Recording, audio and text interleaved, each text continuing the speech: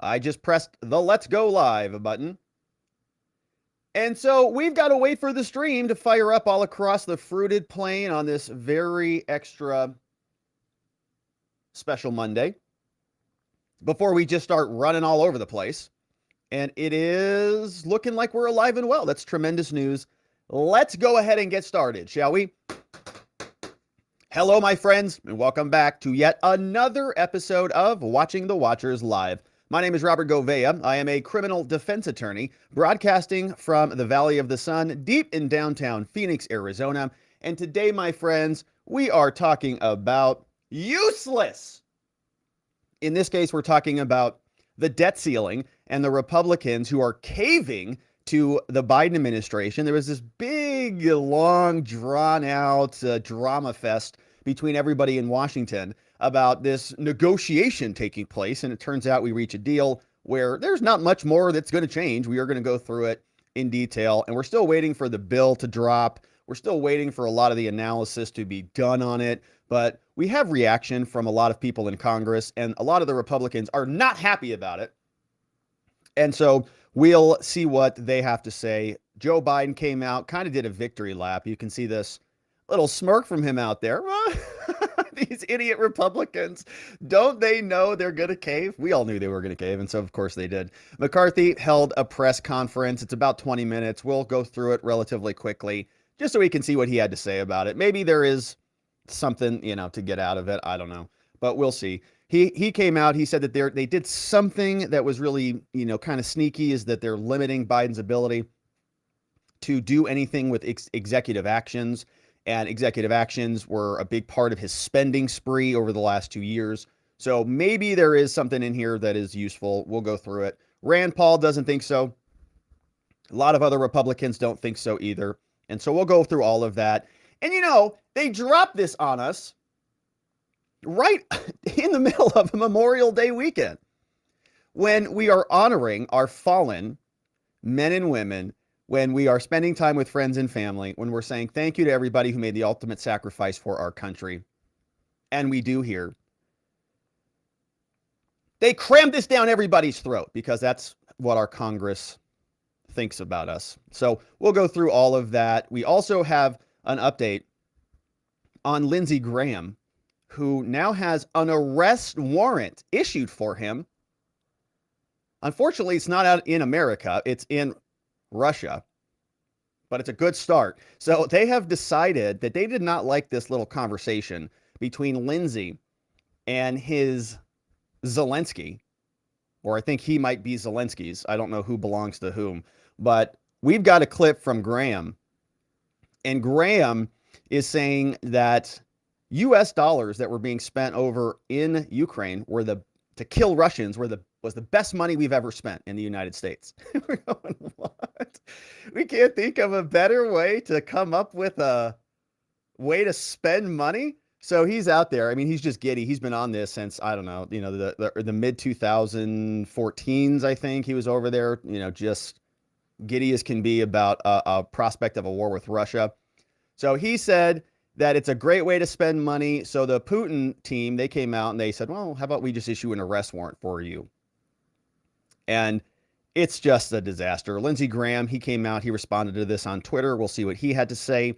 We know that he's unhappy that there's not more money going to Ukraine, even though the U.S. issued a new package that we talked about last week that we're waiting to see if it's included in this new debt ceiling package or whatever, and what that spending looks like. But a new package is coming regardless of what ends up in the new deal, and we'll see what that looks like. Something like $330 million also going over for more ammunition.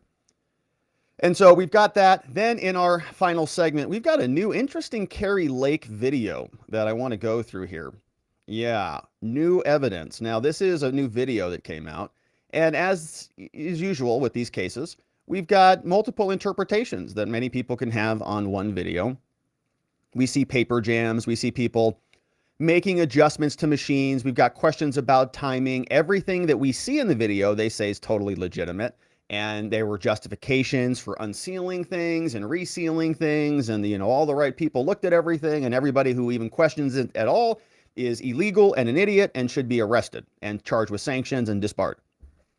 So we are allowed to talk about this stuff still in America. You can't really talk about it at a presidential level, at least on some of the big tech platforms, but on a state level we can. And so we'll dig into this today. We'll talk through the video, and it's about 10 minutes long, and there's no narration for it. So it's actually a nice opportunity for us to just walk through it and narrate through it, because they assemble a nice little argument. And some of those arguments say that a big portion of the tabulators failed, and really that the machines were adjusted after they were sealed and certified. And this is a really big issue in the law. It would be like, well, I'll save that for when we get into the segment, but we have some interesting things. Now, there's reaction to this from Stephen Richer and from the data guru, Garrett Archer. And, there's some interesting exchanges on this, because a lot of the people on Twitter are calling them out, and they're saying, they're answering their questions specifically. And then we'll go down this little rabbit hole, because this user,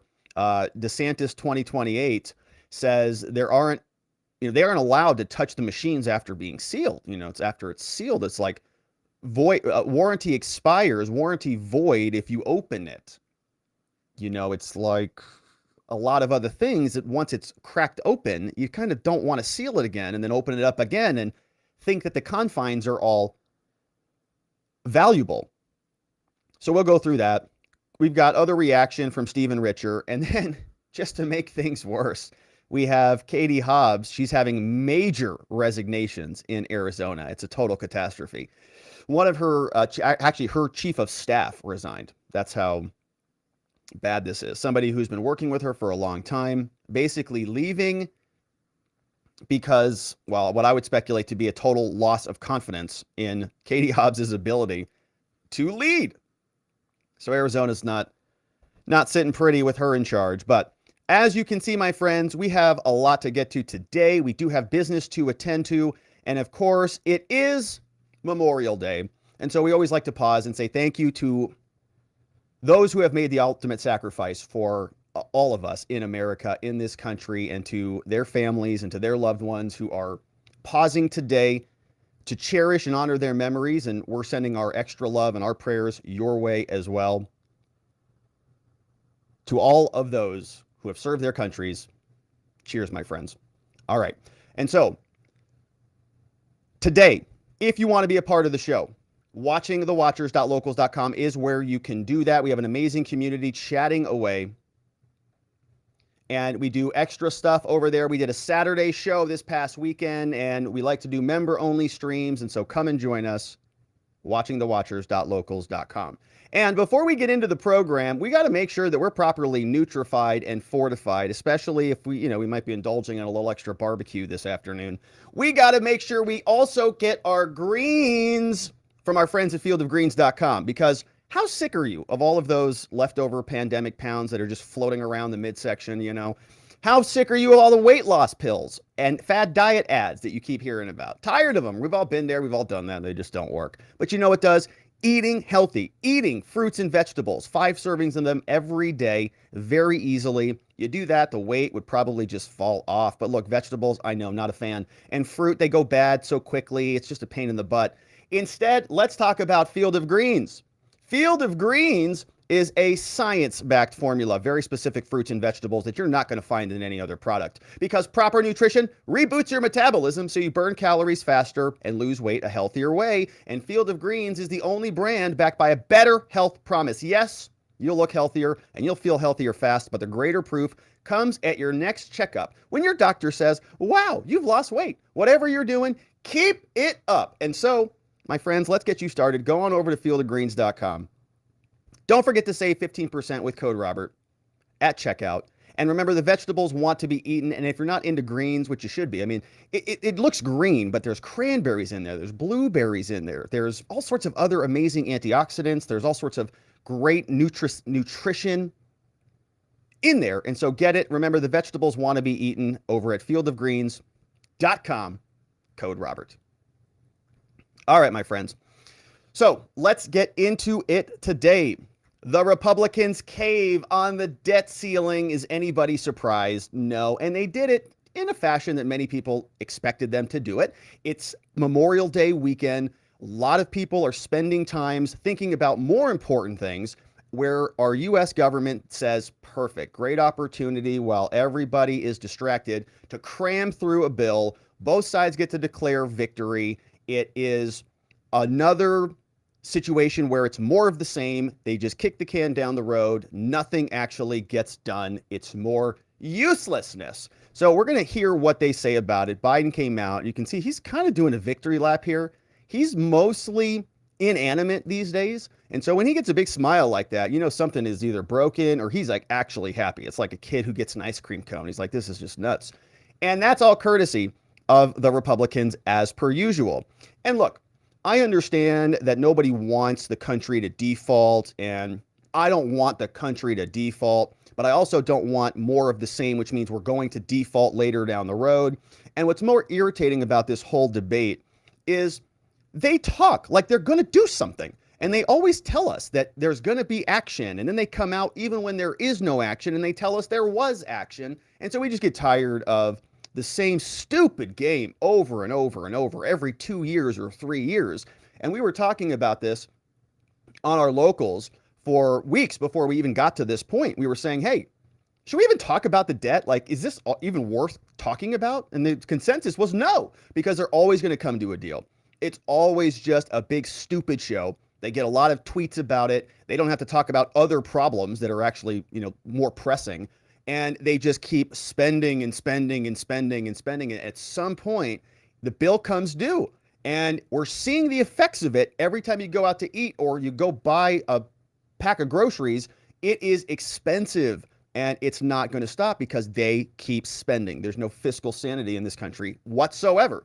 So they spend a lot of time playing patty cake with each other, all of these negotiators. I'm sure they're working hard. I get it. They put together a bill and all this stuff, but it doesn't result in consequence. So if people are working hard, but it's not producing anything, there's no consequence. We need to reevaluate what that work is for because it is low ROI, even in our government. And I'm tired of accepting the bureaucracy just for bureaucracy's sake. So Joe Biden comes out. They wake him up. It's on a Sunday. They say, all right, it's nap time. It's 6:28. He's going to go back to bed at about 7:30 anyways. So they drag him out of here. They shove him in front of the cameras. They say, hey, do your victory lap. We'll give you an ice cream cone. Just spoke with Speaker McCarthy. Great.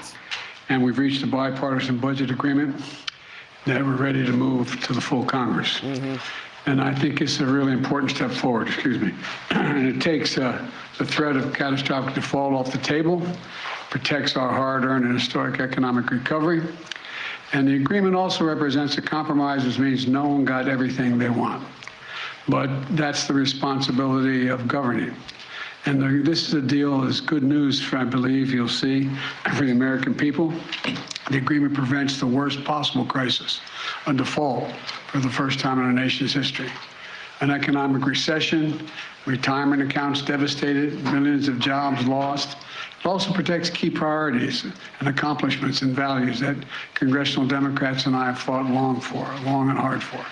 Investing in America's agenda that's creating good jobs in communities throughout the country. It protects Social Security, Medicare, and veterans, and so much more. The Speaker and I made clear from the start that the only way forward was a bipartisan agreement. That agreement now goes to the United States House and to the Senate. I strongly urge both chambers to pass that agreement. Let's keep moving forward on meeting our obligations and building the strongest economy in the history of the world. I'll take a few questions. He does take a few questions, which is a big surprise. Normally he just turns around and makes a beeline for the door, but barely made it through. I think that was a minute, 25 seconds of a statement they typed up and didn't really say anything. I mean, really, because nothing's changing. All the things we're working for, we're going to continue to work on. All the things I promised you I was going to do, we're going to continue to spend on, and so on and so forth. Big victory for us. And, they're going to come out and say that we didn't get everything that we wanted, and both sides are going to say that. But I think they kind of really do. They ultimately will. I mean, they're ultimately going to get what they want. It's just not going to be immediately. So that is from Joe Biden, and he delivers the statement. Now, some of the criticism against Joe Biden was that he was not going to negotiate. There was not going to be any deal. And the Republicans were just going to come up and meet him at his standard. And so now they're doing this little dance where they're splitting the two separate negotiations that were happening. One set is for the debt ceiling, the other is for spending reductions. And so, when we start getting into the nitty gritty here and they start wanting to live in the gray area, that this is really bad for all of us when they start, both sides are now trying to declare victory. Here it is. President, you said at the beginning that the debt ceiling was not negotiable. Isn't that what you've just done here? Isn't that You guys, You did just negotiate. the debt ceiling. Here's the deal. They passed the debt ceiling, and they said they'd only do it on condition that it have all these cuts in it. I said, I'm not going to do that. You pass the debt ceiling, period. I'll negotiate with you on the cuts. What you say, what's going to happen, what the budget's going to look like. That's what. Okay, so just so we're clear, the credit card limit has been lifted by his acknowledgement. Okay, we're just taking what he said. The credit card limit has been lifted, so we can spend all of that. But the amount that we're spending right now is not going to go up and meet that spending limit as quickly. So he's saying, I negotiated the amount we spend, but there still is really no limit to what we can spend. What we're actually going to spend is a little bit different than our actual credit limit. And the question will be, how much of this spending reduction did we get down? Is it anything of consequence? We are negotiating in order to get to them deciding that they're going to go along with a new debt ceiling, meaning that it's not attached. It's something totally different attached than was attached before. So if you want to try to make it look like I made some compromise in the debt ceiling, I didn't. You didn't. I made a compromise on the budget. That's what they wanted, was you to make a compromise on the budget, and that's what you've done, even though you haven't gone as far as they wanted. Isn't that right? Sure, yeah. Well, can you think of an alternative? All right. So then he says, well, that's what they wanted. They wanted you to negotiate on the spending. And then he turns around and says, well, yeah. Can you think of an alternative? So here's another clip from the president where he's talking about the debt limit again. He's talking about invoking the 14th Amendment. Do you think it's time for the U.S. to get rid of the debt limit? That this is, for the reasons you just laid out? No, I think it would cause more controversy getting rid of the debt limit, although I am exploring the idea that we would, at a later date, a year or two from now, decide whether or not the 14th Amendment, how that actually would impact on whether or not you need to do the debt limit every year. But that's another day. Thank you. All right, so 14th Amendment, and the 14th Amendment has a clause in it which talks about debt. And so it is in Section 4. Let me grab this while we're here. But you can see here, Section 4, this is from the 14th Amendment. It says, the validity of the public debt of the United States authorized by law, and the 14th Amendment came after the Civil War as part of the Reconstruction Amendments, 13th, 14th, 15th. Section 4 was talking about the debts incurred in suppressing insurrection, rebellion shall not be questioned. Incurred for payment of pensions and bounties for services in insurrection, but neither the United States nor any state shall assume or pay any debt or obligation incurred in the aid against the United States, but all such debts shall be held illegal and void. Okay, so basically taking this and saying the public debt of the United States needs to be honored pursuant to the 14th Amendment, and just reading this into that. And so like a stretch, right, as you can just read the plain text of the law. But they're leaning on that because they're desperate. They just want to continue to spend and spend and spend. But to be honest, I don't think that there's any need to go to the 14th Amendment or to invoke the debt clause because, quite frankly, they're just spending. I mean, there's no real hurdles from the Republicans at all.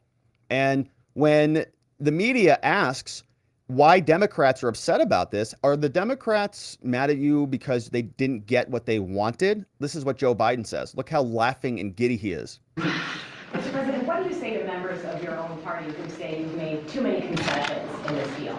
They'll find I didn't. They'll find I didn't. If the deal's bad, it's not that bad. Just wait till they see what's in it, because basically the White House is declaring victory. And McCarthy's doing the same thing. He's coming out there, and they stayed up all night working hard. They came out, gave us a press press Under this, it'll be briefing. calibrated. Your review will be calibrated. And here's what that said. They all came So out. we worked through the night last night. We're finalizing. And they came out and they're showing you how hard they worked, because this guy came out in just a t-shirt. His hair's kind of messed up a little bit. This other guy, you know, they're all tired. They've all been working real hard to get this done. The language on an agreement with the president that I believe is worthy of the American people. Just to take you back to where we all started, back to February 1st, sat down with the president. I said, let's work together to be able to raise the debt ceiling, but curve the amount of spending, to let America be able to work again, cut red tape. So that's what you said originally? Get some work requirements to help people get back into work. I think this agreement frames all of that from limit, save, grow. It doesn't get everything everybody wanted, but that's in divided government. That's where we end up. I think it's a very positive bill. I want to thank Garrett Graves and Patrick McHenry for the hours that they put in from the very beginning. I mean, no one thought at any given day that we would be where we are today. The president said he wouldn't negotiate with us for 97 days. He wouldn't even allow us to talk. After we passed the bill, we were able to get in. But it wasn't until the final 2 weeks that would we really be able to sit down and communicate with one another. I do want to thank the president's team that he put together. Very professional, very smart. Great team. Very strong beliefs that are different than ours, and I think at the end of the day, people can look together to be able to pass this in the House and the Senate together to sign it and send it to the president.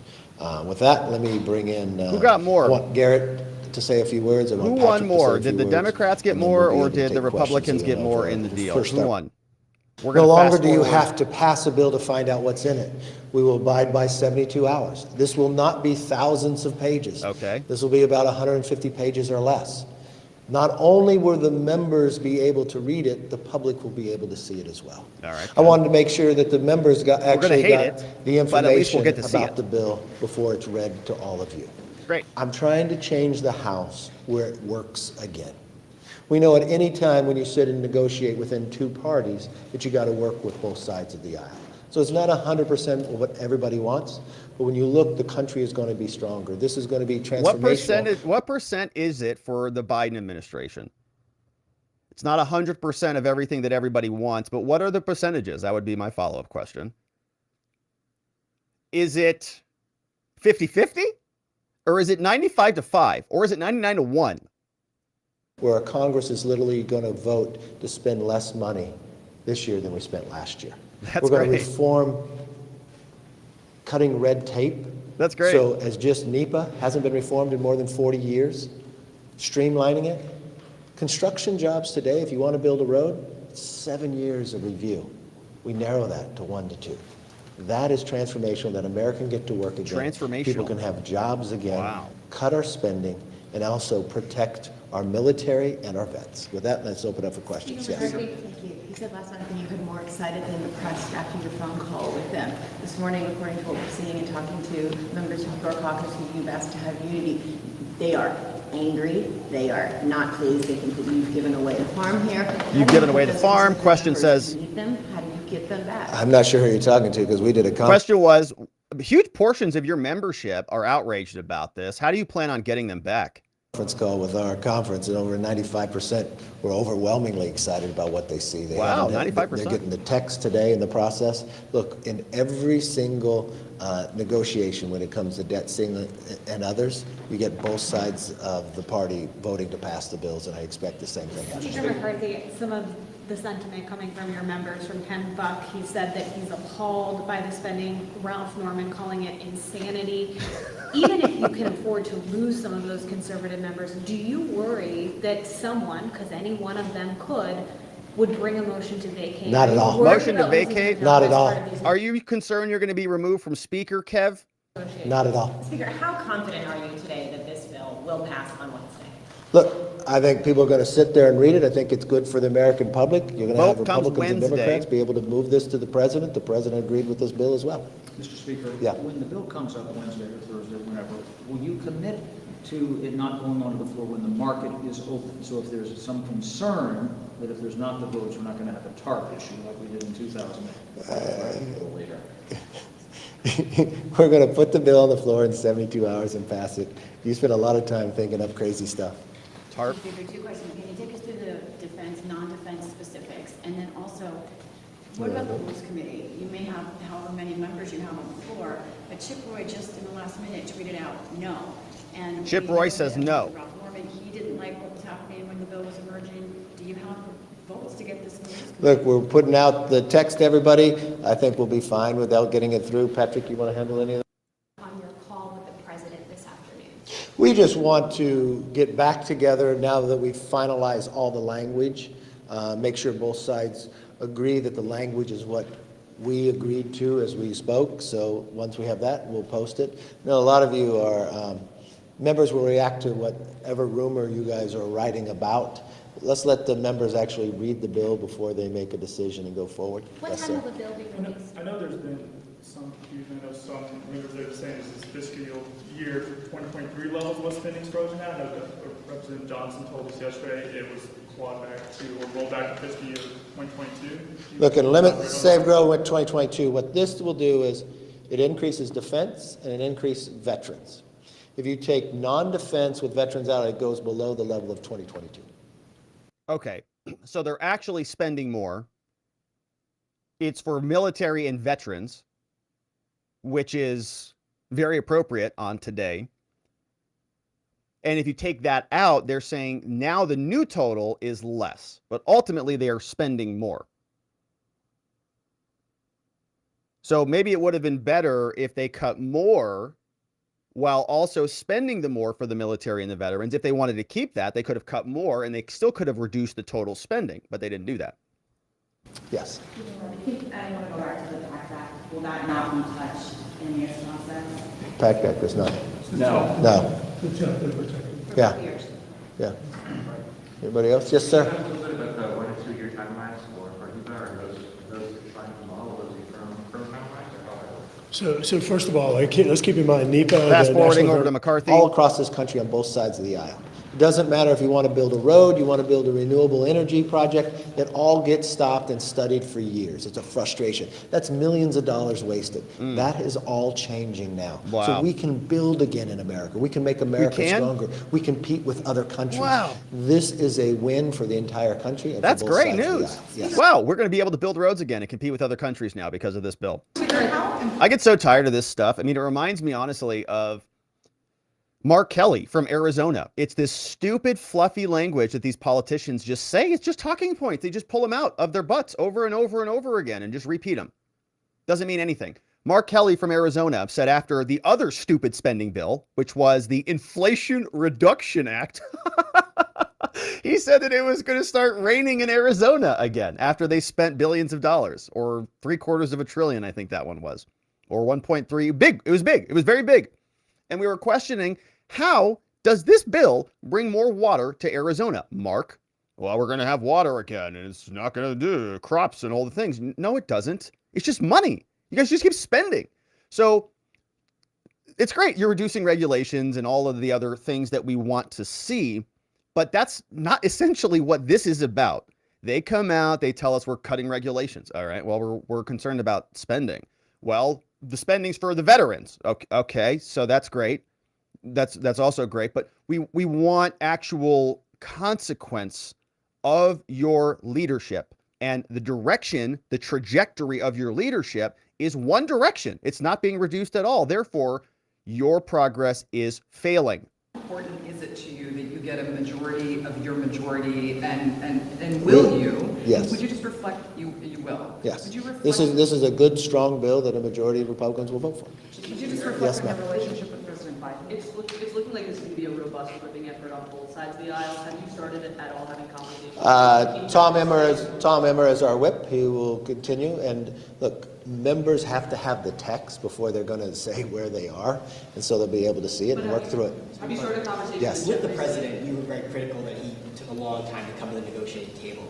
Once he did negotiate with you and your team, how would you describe your reaction? I thought his team was very professional, very smart, very tough at the same time. So Evidently they were tough, pretty tough. The president. when I was referring to president, I was referring to President Biden. Yeah, talk to President Biden. Yes. I want to ask on your one pager that you released to members last night, one of the provisions that it's going to make Congress work again, and there's an appropriations piece that basically would trigger a return to spending at 99% of fiscal levels.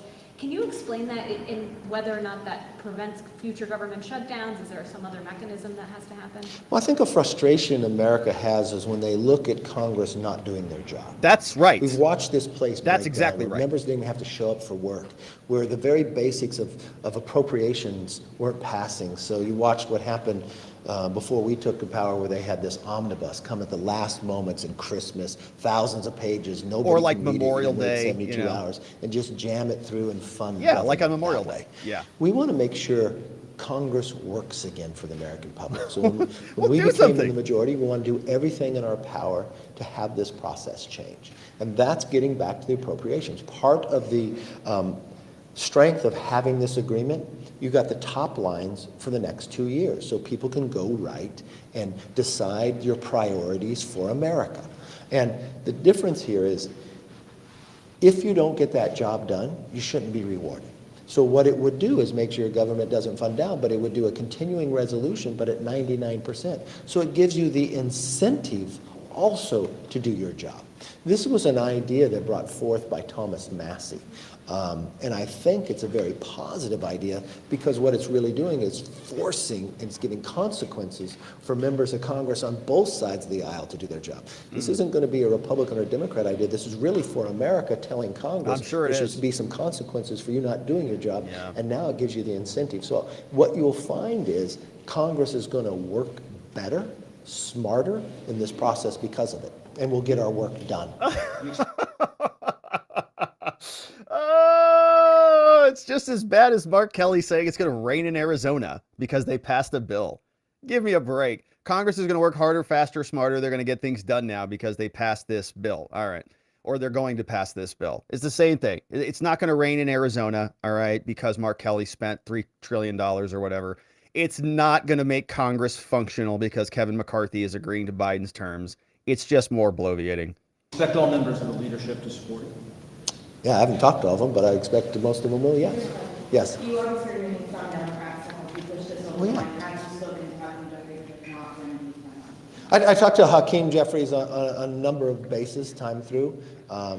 Look, members should be able to read the bill beforehand, to be able to look at it, but negotiating. That's him saying that they should not be criticizing this bill without saying that, okay? The people who are coming out, like Chip Roy and others who are saying this is a disaster, you're a total failure, get your head together. He's saying, well, you haven't read it yet. Maybe you should get it before you start speaking out about it. Well, there's some truth to that, but if they read it and it is everything that was reported on and it's everything that it sounds like it is, then you can comment on it. They don't have to wait for it. But he's trying to be very sly about that. And he also, if you heard him earlier, said to the media, you know, you guys keep writing about these rumors and you keep talking about these different stories that aren't exactly accurate. And so maybe you should let the members think for themselves, saying that the members are too stupid to think for themselves. They've been just reading whatever the Hill puts out and the Politico tells them what to do. Or communicating with the president. If the president signs off it too, I expect his party will be supportive as well. Yes, sir. You characterized this bill to make the case to members as something that has no concessions to Democrats. How do you expect to get? Look, we raised the debt ceiling. We negotiated in good faith with the president. I remember many times I was in that position as well, where we had President Trump negotiating with Speaker Pelosi, and an agreement that the president made, we supported the president in that path. But I think there's a lot in here. Look, everything in this country is not just a Republican and Democrat idea. There's ideas for America. That would be nice. I firmly believe there are Democrats out there that want to have their projects built again. Of course. I may want they want all their projects a pipeline, a road built. They may want a renewable energy project built. That's a project. Yeah, everybody wants their money. Being stopped because of what NEPA and studies are doing. It's called pork barrel spending, It's not a Republican and or we're sick of Democrat it. idea. It helps the country. The idea that we're going to make this process work again in appropriations, that's helpful to the nation. In So that's a appropriations. Republican and Democrat. Yeah. Doesn't mean you get to determine the outcome of where you're going to spend your money, but you got a process to do it instead of shutting down here. If you look from an idea that that we have putting people out of poverty into work, I think that's a positive thing. We've watched time and again. There'll be people on both sides of the aisle might have a little difference of opinion of that, but that's helpful. When you look at PAYGO, I think it doesn't matter who's in power, Republican or Democrat, you want to make sure the Constitution works, that the president, whoever it is, be it President Biden, be it President Trump, that can't go around. This was an executive order that President Trump actually put in. We took it, put it in statute now and made it stronger. That's good going forward long-term on both sides of the aisle. So I think people will look back and say, oh, I didn't get exactly what I wanted, but there's something in here that it shouldn't be about you, it should be about America. That's why we're upset. We're tired of the Republicans getting their projects. We're tired of the Democrats getting their projects. And you guys spending, because it inflates America's currency. It inflates all of the dollars in our bank accounts, and it's theft by inflation. And we're sick of it. America believes that we've spent too much, so this spends less. First Congress to do it. Not really. We pull back money. Not actually. You know what? No You just longer are we going to send sort of American slow it down taxpayer very money temporarily in a minor to way. CDC Global Fund to China. I think both sides of the aisle would like that idea. There's a lot in here for both sides, yes. This is a 2-year deal followed by years of non-enforceable funding targets. That's not the 10-year deal of budget caps that you guys were originally seeking. So how do you convince the Republican Congress that this is truly transformational when it comes to reducing the debt index? You want to have it or you want me to? So look, first, we've been putting in place spending caps. What we saw with the last caps agreement is they eventually waived them. And then we had a compromise, and the compromise was we would set spending levels for those additional years, knowing full well that the next Congress could even undo our spending caps. But now we've moored the process to spending restraint and a glide path for how we fund our government. So this does have an effect next Congress. Next Congress will have to change that number through the legislative process, just like they changed the number on sequestration, which is the enforcement mechanism for this Congress. So 2 different ways to achieve this similar outcome, fully recognizing that Congress legislates and can undo existing laws. So all right. We had with leaders McConnell and Schumer.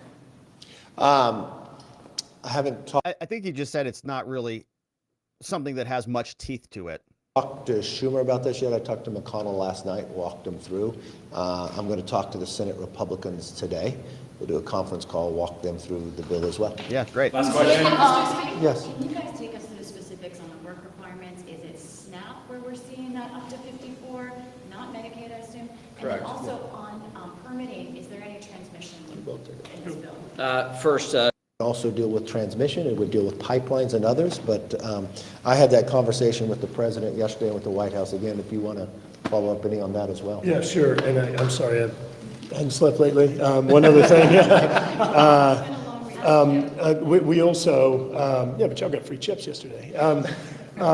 So one other thing is in regard to transmission, look, we recognize that there are fundamental problems with transmission. All these energy generations have been built, it can't connect it to the grid. One of the other things we did in Fast 41, there is a process to expedite permitting and regulatory. We did include some of the energy storage components in there that had been. Then I called Hakeem Jeffries to the Democratic leader, and I wanted him to hear directly from me exactly what I told the president to, pledging that we would continue this work to try to solve.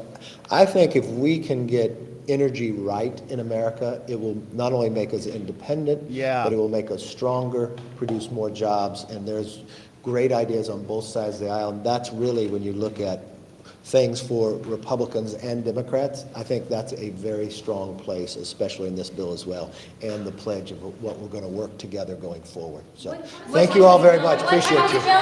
All right, so that's Kevin McCarthy, and he's feeling pretty confident out there. He's kind of like, yeah, it is for America.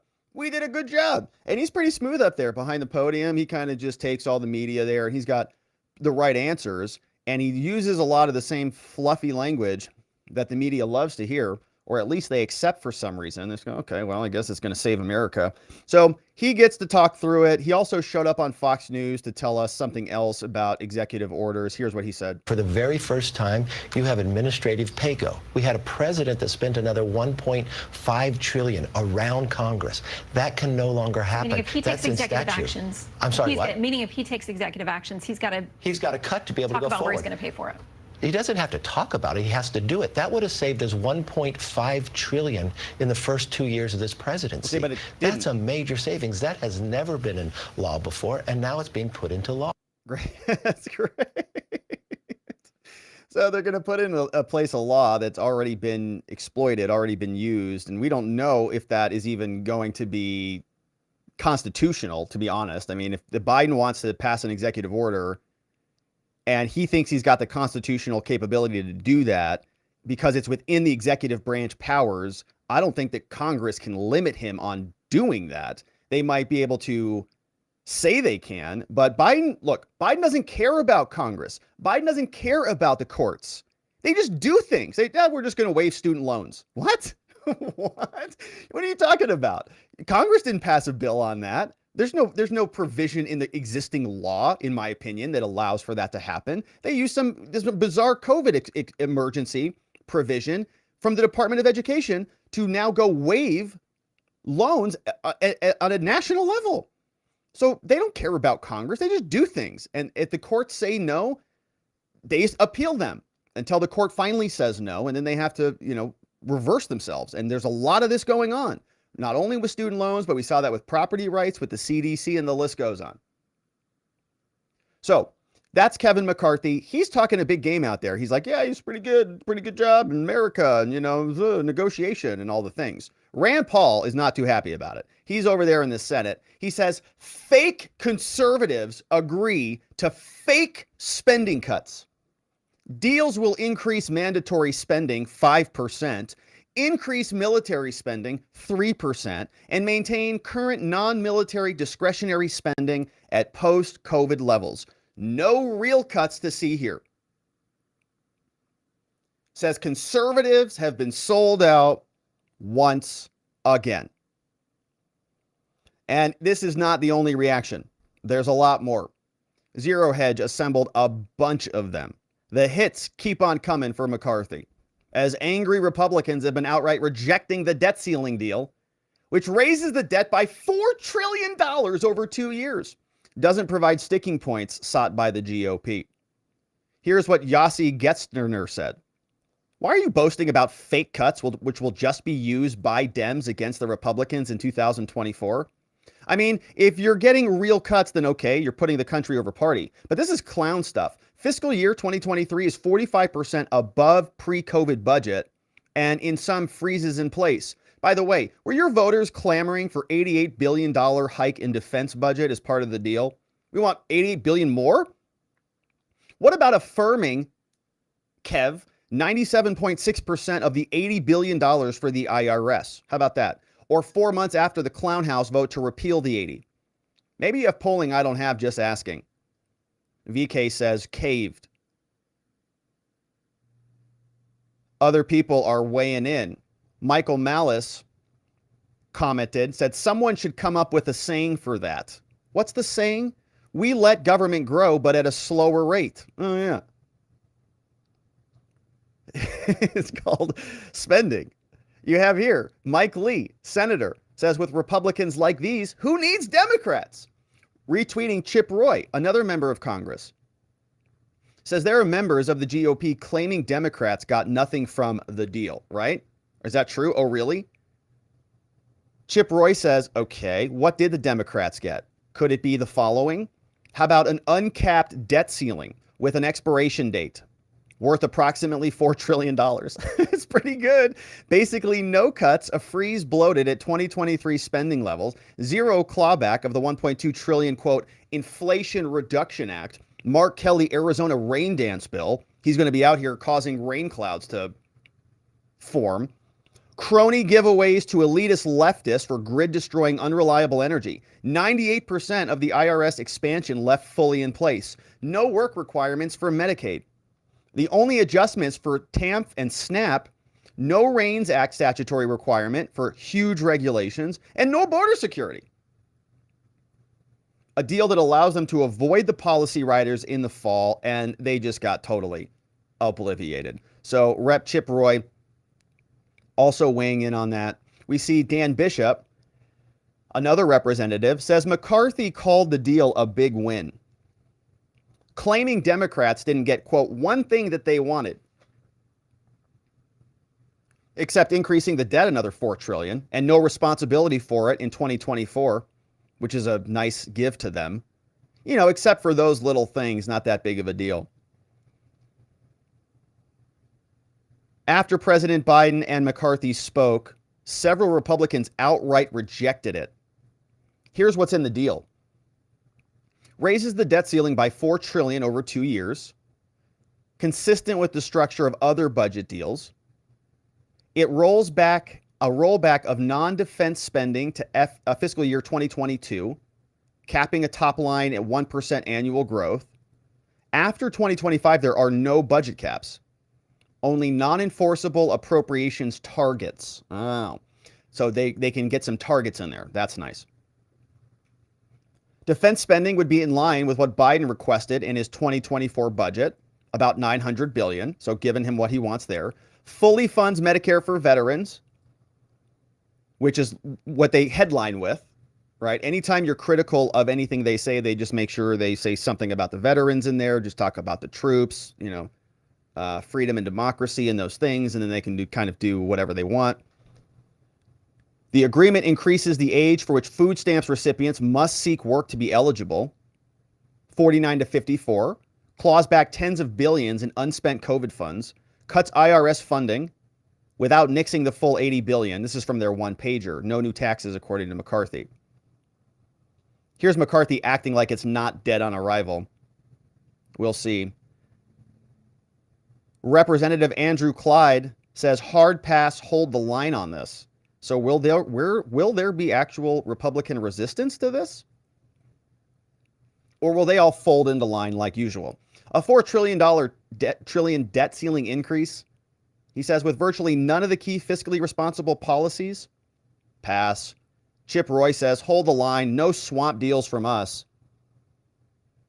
Here's their plan as passed. They referenced this one. They said, the Limit, Save, and Grow Act was $131 billion cut, and a lot of different differences. But essentially what the House Republicans want is on the left. What they got is on the right. Didn't get any of it, except possibly reclaim unobligated COVID funds, maybe, question mark, maybe. Otherwise, IRS is mostly staying, military's getting more money, and there's targets that they may or may not hit. This one came in from Dan Bishop. Says a $4 trillion debt ceiling increase, that's what the speaker's negotiators are trying to bring back to us. Moving the issue of unsustainable debt beyond the presidential election. Even though 60% of America are with the GOP on it, that must be a false rumor. So even electoral politics, the Republicans are bungling this anyways. Of course you want the debt to come back and be on the Democrats before the election. They're just going to forget about it all the way until after 2024. So we don't have to talk about it again. Giving them a major win. Now, there's apparently a bunch of Republicans who are going to be holding the line. In fact, this comes over from a representative called Keith Self. He says the following.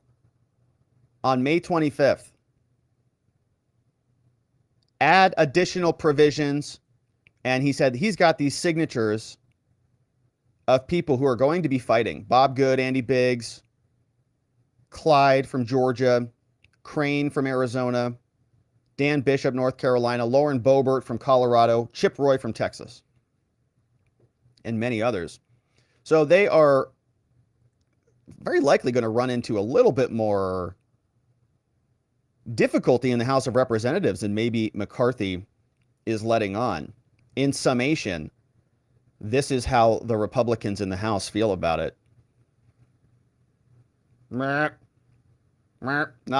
Nope, not liking it.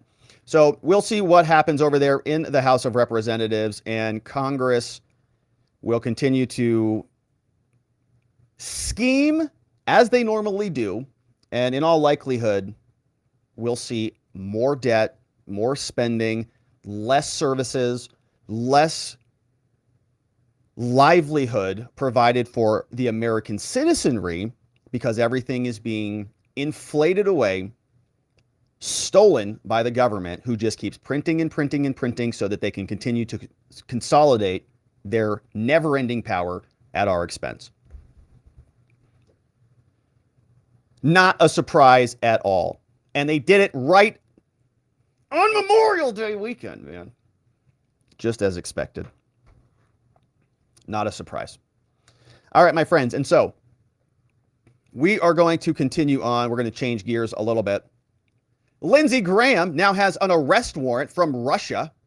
He was out talking with Zelensky, and this clip was released by the Ukrainian government, and the Russians are not happy about it at all. Now, Lindsey Graham has been somebody who's been very interested in Ukraine fighting Russia for many years, even before this current conflict. There's video footage of him spending time over there saying that this is coming and that America is going to be at their heels, even back during the John McCain era. He's always over there. He's always giving hugs to Zelensky. He loves war, no matter where we go. War, war, war for this guy. But a big focus for his efforts has been in Ukraine. And he sat down with Zelensky yet another time, and he said something about American dollars and how they're being spent to fund this conflict. Senator, nice to meet you. How are you, sir? We have, I think, the registered meeting. Thank you very much for your coming. Thank you very much. Thanks, United States people of you're welcome. The United States for all big support. All the money. President Biden, bipartisan support, Congress, and really we thank you so much. Yes, it's very important. Yeah, it's very important. Yeah, everybody's working together to just give money and money and money and money for another endless war. Freedom. Now you are free. Yes. And we will be. And the Russians are dying. It's the best money we've ever spent. Best money we've ever spent. We're on for it. Best money we ever spent. And let's back that up a little bit just so we can clearly hear what they're talking about. Zelensky says to him, thank you, American people, for your money and your support and all this. I got to pay all my generals. I got to pay all my soldiers. I got to pay all this stuff. And the United States is going to front the bill for this war in the European theater, and we're going to be at the forefront of this. So he says, thank you for all of your billions of dollars. I know you're giving me more money, which we'll talk about in a minute, but thank you. And he says, now we are free. And Graham responds, he says, and Russians are dying. Then he says, and that's the best money we ever spent. And he says the Russians are dying right here. You can see his head nod a little bit, and I'll turn the volume up so we can listen to it. Yes, it's very important. Freedom. Now you are free. Yes. And we will be. And the Russians are dying. It's the best money we've ever spent. Thank you so much. That was, we're on for it. Let's see, this is makes life possible. Best money we ever spent. Iranian drones. And the result is how to fight against, how to defend our people against the ballistic rockets. We don't have too much them, you know. I got some ATACMs in my luggage. We are better citizens in America. There was a time in America that we were this way. Wow. Yeah. So one more time, just so we can hear that clearly, right here. And the Russians are dying. Best money we ever spent. So much. Yes, it's very important. Freedom. Now you are free. Yes. And we will be. And the Russians are dying. It's the best money we've ever spent. Thank you so much. That was, we're on for it. Let's see. This is just giddy as can be that he's part of this giant military apparatus that just fights endless wars, spends tons of money for his cause with his Ukraine American flag pin on, and he's as giddy as can be, like a little child in a candy store. Best money we ever spent, baby. I love that. Love me some dead Russians. on the American taxpayer dime. Been wanting it for 20 years, or longer. So he's very, very excited about it. Obviously, Russia is not happy about that. And they said the following, that there is now an arrest warrant for Lindsey Graham over his Ukraine comments, which is just gleeful about war and dead people. It's just a sick thing. Best money we ever spent, like a vacation. You say that after a massage or after a nice meal or when you go out and have a nice steak. Not when you're in the middle of dead people dropping all over the place in endless war. Psycho. From Moscow, Russia's Interior Ministry on Monday issued an arrest warrant for Senator Lindsey Graham following his comments relating to the fighting in Ukraine.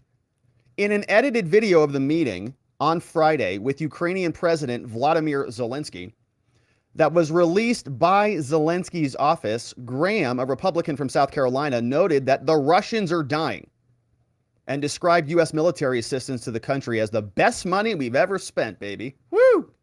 Love that money. While Graham appeared to have made the remarks in different parts of the conversation, the short video by Ukraine's presidential office, they put them next to each other, causing outrage in Russia. So did Lindsey Graham, was that a misconnected video? Did the Ukrainians take Lindsey Graham's words and splice them out of context for their own propaganda? Is that what the AP is telling us? Graham appeared to have made the remarks in different parts of the conversation, but the short video put them next to each other, causing outrage in Russia. Gosh, let's play that again and see. They said that there are multiple cuts in this video, and he says, and the Russians are dying. We get a cut here, the best money we ever spent. So that's the cut. So maybe that came in a different part of the conversation. Theoretically, it could be, right? He could have said that, I don't know what that was for, but maybe that comment is not directly connected to the Russians are dying comment. Would the Ukrainians do something like that and splice a United States senator's out of words, context, out of context? That seems like a dishonest thing to do for a Senate that's funding your war efforts. Feels like a little bit propaganda, no? So much. Yes, it's very important. Free or die. Free or die. Now you are free. Yes. And we will be. And the Russians are dying. It's the best money we've ever spent. Thank you so much. That was, we're on 4. Let's see, this is makes life possible. We don't know what he was about to talk and get into, so the context surrounding that statement is hard. But boy, that would be a little strange if your allies were manipulating your own government's words for their propaganda and war efforts. Feels a little bit like that would be dishonest. Now, Russian President Vladimir Putin, Dmitry, his spokesperson, commented on Sunday saying it's hard to imagine a greater shame for the country than having such senators. Yeah. And if the Ukrainians are making our senators say things that they didn't say, and it's causing Russia to react this way, seems like that is also escalating the conflict in a way that's not honest and legitimate, which would be a problem, I would think, for an honest actor like the Ukrainians claim to be. The investigative committee, the country's top criminal investigative agency, has moved to open a criminal inquiry against Graham, and the Interior Ministry followed up by the issuing of a warrant for his arrest. Too bad Brittany Griner, is not there. They could have hung out together, I suppose. But that's not going to happen. Indicated on Monday, Graham is among more than 200 U.S. members of Congress who Moscow banned last year from entering Russia. Graham commented on Twitter and responded to this. He said the following, "It is a badge of honor to have gotten this. I will wear the arrest warrant issued by Putin and his corrupt and immoral government as a badge of honor." So apparently he's accepting the interpretation that the Russians have received, which means it feels like he is affirming the statements that he made. He said, "To know that my commitment to Ukraine has drawn the ire of Putin's regime brings me immense joy. As much as spending money, apparently. I will continue to stand with and for Ukraine's freedom until every Russian soldier is expelled from Ukrainian territory." Finally, here's an offer to my Russian friends who want to arrest and try me for calling out the Putin regime as being war criminals. Says, I will submit to the jurisdiction of the International Criminal Court if you do. Come and make your best case, and I'll see you in The Hague. So, you see, we have a lot of conversations from Lindsey Graham, and I think that means he is affirming his prior statement. And in fact, he wants more money. That money was the best money he's ever spent. Lindsey Graham knows what really he likes, what he enjoys. And one of those things is war money, sending it over to Ukraine. And in fact, it's not enough. The United States has sent billions now.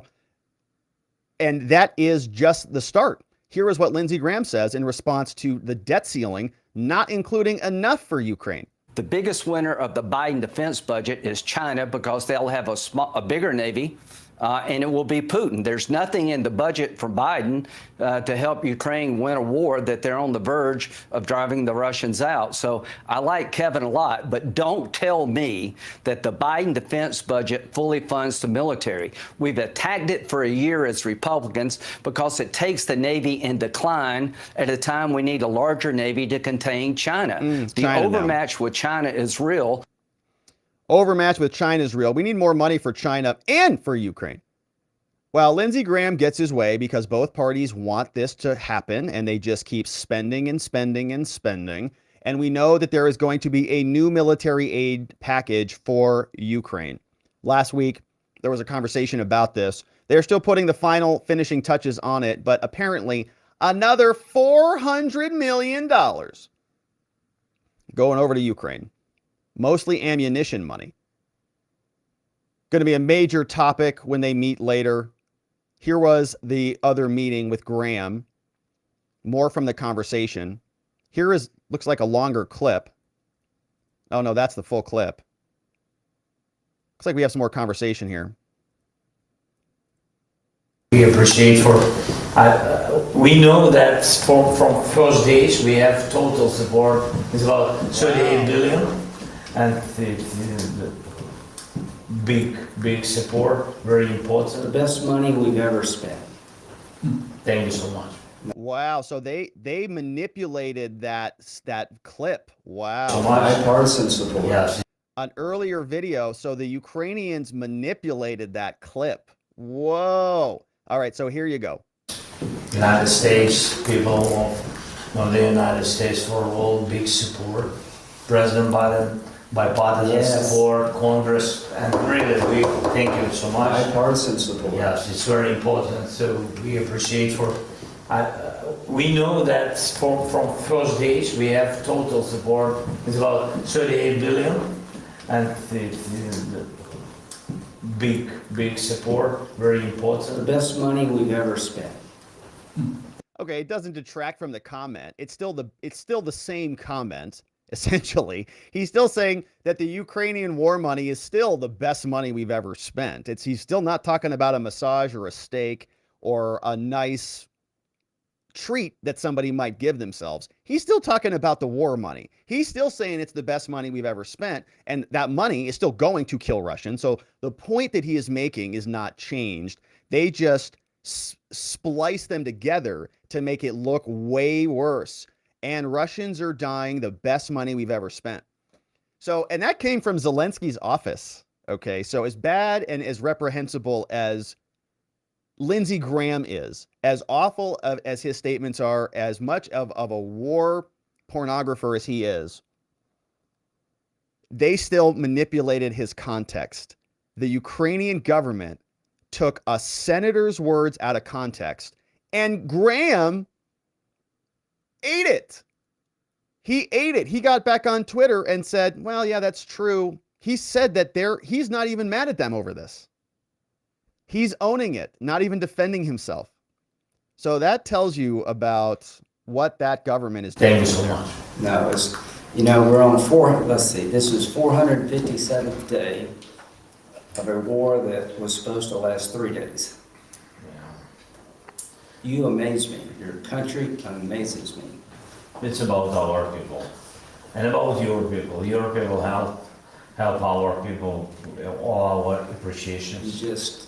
You remind me of our better selves in America. That there was a time in America that we were this way, fighting to the last person. We're going to be free or die. Free or die. Free or die. Now you are free. Yes. And we will be. And the Russians are dying. Wow. Yes, but they came to our territory. Yeah. We are not fighting on their territory.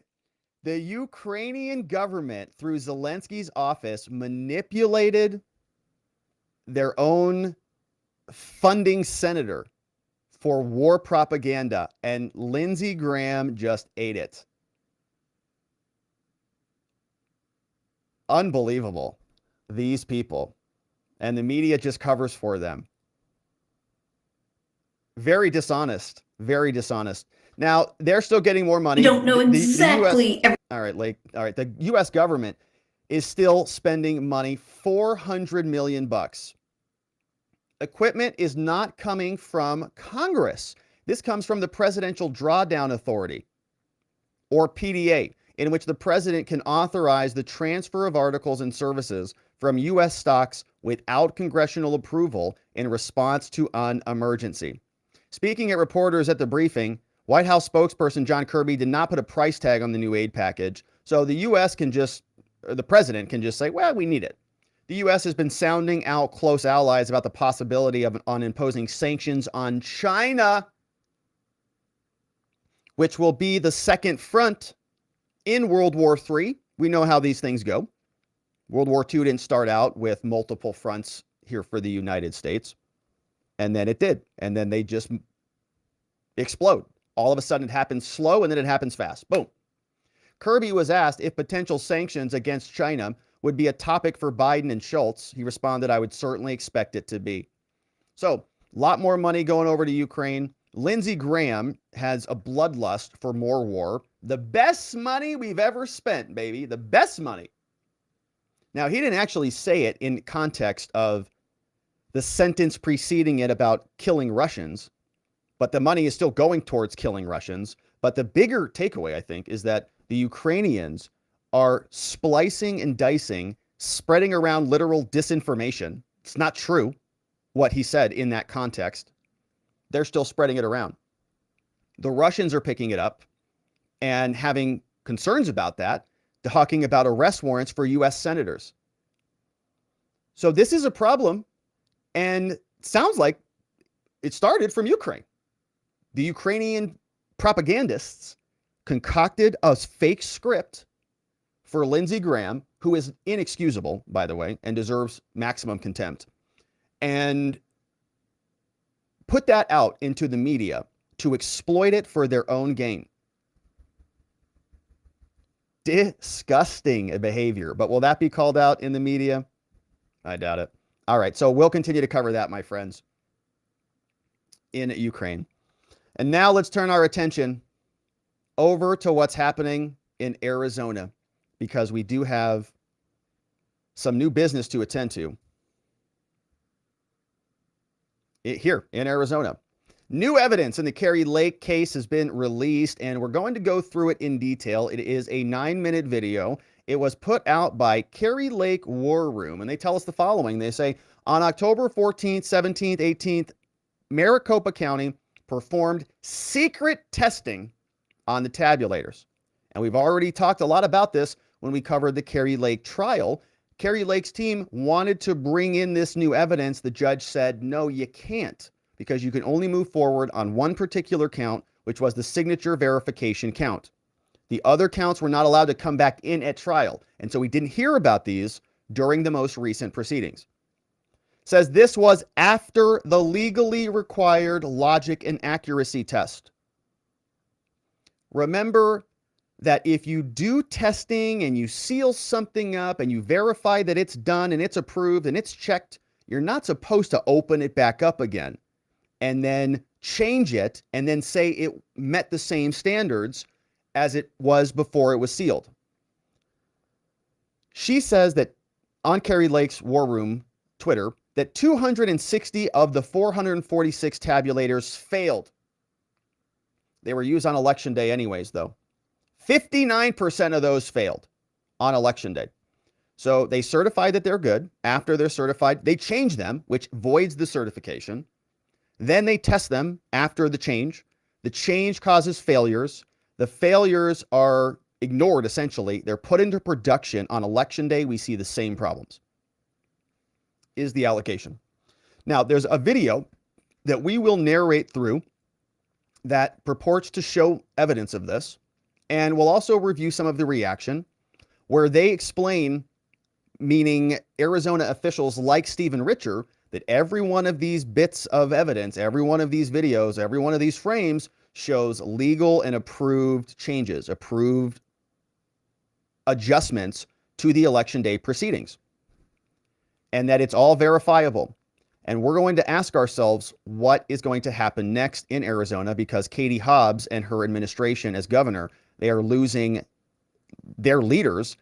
Katie Hobbs and her chief of staff suffered a loss because this chief of staff resigned and she's no longer going to be working as part of the administration.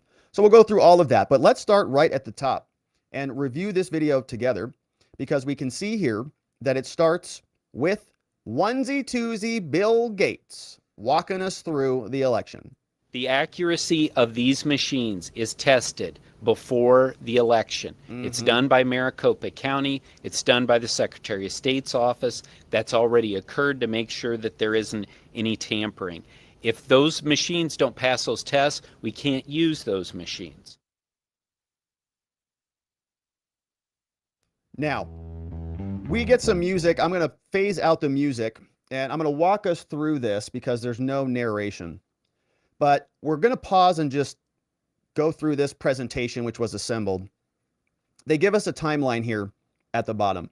They explain, they say Maricopa County timeline from October 4th to October 12th. And let's pick that back up. We see we've got a couple dates that are important. October 4th to 10th, we have different county claims. County claims that the election department tested all the election day vote centers and tabulators between October 4th to October 10th. All of it was done. October 10th, they say that the county says that they reprogrammed the tabulators and it occurred after an error was found in the initial election program. So there was some testing and some changes. We're testing. October 4th, there's a change. We make a change to fix the error. County claims that on October 11th, they tested and passed all statutorily required logic and accuracy testing. They're done by the 11th, which is great because by the 12th, early voting begins. And remember, November is just a short way down the line with the election day coming up in November. So we continue forward and we have a rough timeline assembled for us. And as this progresses, we see that they tell us that all 446 election day tabulators were tested in that window from October 4th to October 10th. All of them, all 446.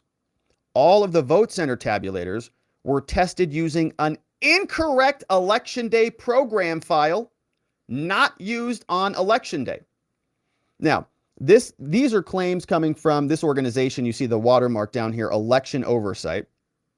And Kari Lake and her team on Twitter, they communicate to us that they have the source materials that back all of these up. If you go to Kari Lake War Room, you'll see. So they say incorrect programs were being used on the machines. On October 10th, the county claimed that they had to reprogram because of the error. Now, there are only 5 pre-LAT checklist records dated on October 10th. So if there was an error on the machines and they needed to be reprogrammed, there are only 5, it sounds like software change records that were available. All 5 of these tabulators are labeled as spare. The records are connected to the spare, and they're not deployed for use on election day. So okay, that's great. We got records for stuff that's not being used. The system log is not available for these tabulators because they're not used. So we don't have any records about them. They tell us that these are the records from the different spare tabulators They pull all the records for us, and most of this data came from public records requests, not from formal disclosure from the government, as part of the Kari Lake trial, rather. And you see here we've got a number of different dates. This one looks like it is maybe September. Dates are hard to read. That looks like an October. Another date, pre-LAT checklist. And they're running through the different lists and the different dates. All of them say the 10th. All of them look like they were on the 10th, actually. These 5 spare tabulators were the only tabulators tested during the statutorily required testing period. There's no records of other tests. It says there's no way of knowing what election program was running on the 5 spare tabs because they didn't have the logs, because they were spares. So they weren't keeping close eyes on them. It could have been one of 3 options for the software. 1, incorrect election program that was tested and not used. It could have been that. It could have been a copy of the election program file that was used on election day, or it could have been a completely different file that was used. We don't know what it was because there's no logs about that. So remember that Kari Lake had 2 different trials, and we covered both of them at length here. During the first trial, one person who testified was Scott Jarrett. And Scott Jarrett was somebody who worked in the elections. Here's his declaration regarding the programming of the machines. He said that tabulators were programmed to accurately accept the election day ballots. This was during his written declaration. This reprogramming occurred on October 10th, same date that matches those other documents that we just saw, prior to the logic and accuracy test. He wrote all of that. That's his statement. Reprogramming the memory card requires removing the card, this is just general knowledge, from the tabulator, putting it into a desktop computer. The computer wipes the memory and rewrites the new election program. So you know, like you have a video camera or a camera, and you got the little SD cards, and you put the SD card in there, you take a bunch of photos, take it out, put it in your computer, and then upload the photos. Same type of thing here. Pull out the memory card, put it into a desktop, reprogram it, it wipes it, puts in the new election code. Then that goes back into the machine. Now, in this trial, first one, logs were not requested, but beginning on October 14th and occurring through October 18th, Maricopa County installed new memory cards.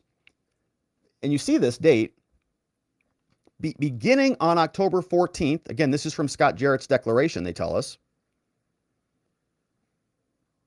Maricopa County installed new memory cards that had the certified election program beginning on October 14th and occurring through October 18th, meaning it came after the certifications. It came after the prior verification steps.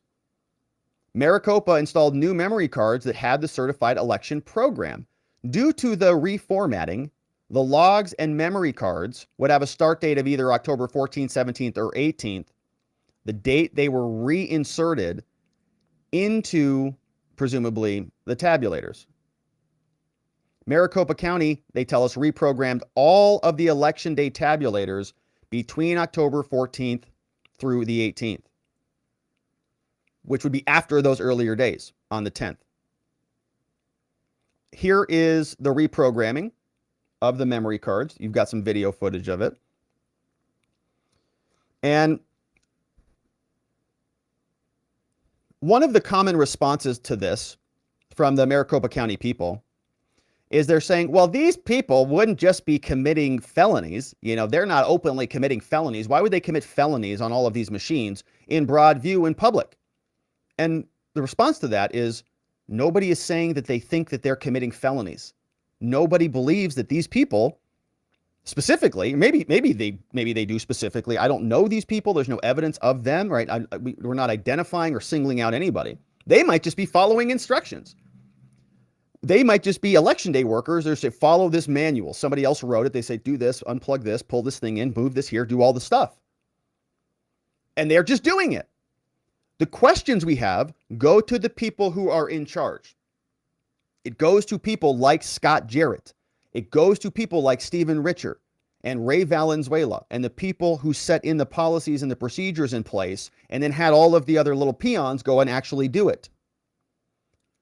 Of course, I don't think that these people are openly, knowingly committing felonies in broad view on a live stream. But the person who would be committing the felonies wouldn't be the person doing it. They would set up a system and other people would go do the thing and they would say it's all above board. It's all legitimate. Here's what it looks like. So they're moving stuff around. You can see he looks like she's got some gloves on and she's opening up the back of the machine. And, we can't really see with granularity what they're doing or what they're working on. But it reminds me of criminal law, okay? In criminal law, if you are arrested for DUI, you're pulled over in Arizona, they will draw 2 vials of blood, and the cop the cop who pulls you over will generally take you down to some other location where another cop will draw the blood. And they draw the blood and they put it into a vial and they seal this whole package right up. They write your name on it, they seal it, and you're not supposed to be able to get back into it. If you do open it up, or if there's evidence that somebody was tampering with this sealed vials of blood, that evidence is illegitimate. I mean, you make the argument that it should be thrown out. Once the blood vial is taken and packaged and sealed, if somebody's manipulating that, you don't know what happened to that blood. You don't know if somebody took it put it in a microwave, if somebody opened it up and added something into that. You have no idea. So if the seal is breached, we just say it is invalid. We just can't use that anymore. It's so serious, my friends. If something happens to the officer who transported the blood, okay, let's say one officer draws you out of the vehicle and they bring you to another officer who draws the blood, and that officer gives it to another officer who transports the blood, and then it goes into evidence. If something happens during the transport of the blood, that evidence is now theoretically tainted, and you can get the blood thrown out in a DUI case. It's called chain of custody, and it's called the preservation of the integrity of the evidence. So if you start certifying something and then you manipulate it after the fact, it is no longer certified. You got to test it again. You got to do it all over again, because your change manipulated, it changed the ecosystem.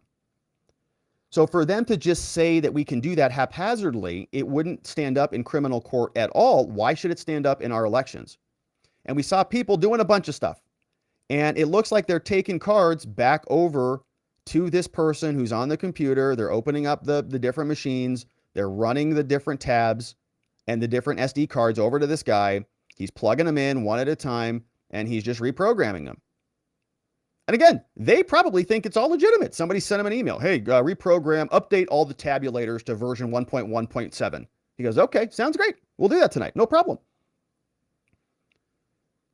And these are just, good people working hard. Just, okay, replugging the stuff in, just like it's not even a thing. Because they think that they're in compliance with the law, not knowing that the people who are actually running the election are the ones covering it all up. So they're moving stuff around. And as we fast forward, we see we get some more data. Now, the Dominion manual, so they're pulling from the Dominion records. They say, as part of this process, every tabulator must be tested from their own manual. Make sure to test every tabulator.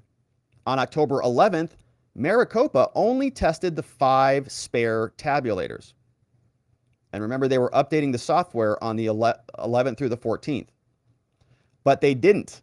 On October 11th, the county's statutory required logic and accuracy test consisted of running 13,000 early and election day ballots through a combination of central vote and vote center tabulators.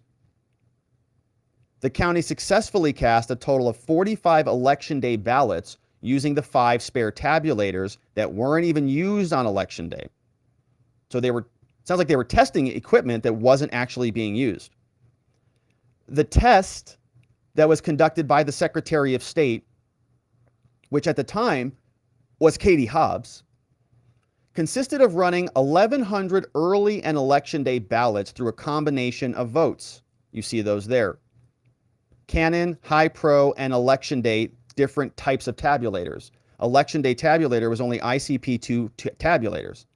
Says the Secretary of State successfully cast a total of 93 election day ballots using the spare tabulators. Again, those were not deployed on election day. Dominion manual continues. It says the procedure of loading election files into an election day tabulator consists of scanning ballots and verifying the reports. The procedure is repeated for each tabulator programmed during the election. A total of 138 election ballots were cast on October 11th. The test using the spare tabulators was the only metric to ensure an election day ballot could be cast and reported. So they didn't actually do the testing, and once the memory cards, or they did it, but it was only on a small subset of machines. Once the memory cards were reprogrammed after the test on the spare machines on October 11th, after the test on the 11th, they then reprogrammed the memory cards, October 14th through the 18th. The election day vote tabulators then underwent an additional 5 to 8 ballot tests after that. The results from this test are not uploaded, reported, or verified to be accurate. Upon completion, the memory cards are sealed in the tabulator and the results are re-zeroed for use on election day. This is where Maricopa County broke the law. According to the Election Procedures Manual, the officer in charge of elections must substantially follow the logic and accuracy testing procedures applicable to the Secretary of State, except that all of the county's deployable voting equipment must be tested, all right? Manual says all of the equipment must be tested. Secretary of State's office must conduct its logic and accuracy tests after the officer in charge of elections has conducted county-level tests wherever practicable. The officer in charge of elections must utilize the actual election program for election day and not a copy. We must have physical, this is all from the manual, from Arizona's manual. Physical security of the electronic voting system must be sealed with tamper-resistant or tamper-evident seals once programmed, just so somebody can't open up your blood vials when you get a DUI and add in alcohol or something and close it back up. We don't want you to be able to put in the code for an election system, seal it up, and then open it back up again. If somebody does that, we want to know. The officer in charge, it says, physical security must be preserved, must be sealed with tamper-resistant, tamper-evident seals once reprogrammed. The seal number, according to the manual, must be logged as corresponding with the equipment and the election media that has been sealed. So you keep a spreadsheet, you have the machine, tabulator 1, you have the election media, it's SD card number 1 with election software 1.1.1, whatever. Then you actually seal it, and that seal also gets encoded. So you have a clear chain of what's in this machine, who did the work, signed by somebody so-and-so, and it's all logged. And once it's sealed, right? And it's logged. Must be sealed. The seal number also must be logged. This is from Arizona's manual. We want to follow it. Now here, Maricopa did not log the memory card admin door seals. We don't see who the admin was on any of those. Side door, we see all these admins are locked out. Who did that? Who wrote those numbers? Not sure. Just a dash, a line. That's who was responsible for it. Now, Maricopa County's legal response on logic and accuracy testing attempts to discredit the facts and to mislead the public. It says here, let's look at this section. Kari Lake, they say, falsely alleges that the county conducted secret testing of the center tabulators on election day and that the tabulators failed this secret testing. Looks like this is video of some of the failures that we're watching. Woman inserts the ballot, paper jam, right there. Oh man, that one didn't work. Got to pull it out of there. Okay. Get another ballot, press some buttons on it. Okay, here's this one, put that one in there. That one looks up, put it back out. Okay, try it again. Put that in there, put that out. Oh man, it's not working. It keeps spitting it back out again. What's going on? What's going on? Why isn't it reading it? Man, it's like when you're trying to get your tokens at Peter Piper Pizza. You know, it's like, this dollar is good, man. I just want my tokens, man. I want to do some skee ball, or I want to vote in an election. Not working. Strange. So they pull out another phrase. They say, this was not done in secret. This is their response. But here are some more videos. It says no political observers, no media, and no public oversight were allowed in any of these locations. These are the dates from 10/17. So again, after they're saying that they were supposed to have been tested, after the 11th, the earlier October dates. They're all there.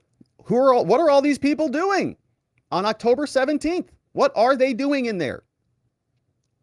They're doing tests on dates after they were supposed to be doing it. They say it was not testing. They weren't doing any testing in there. Well, that's not what they tell us. They say we've got 2 checklists that were received for all of the tabulators.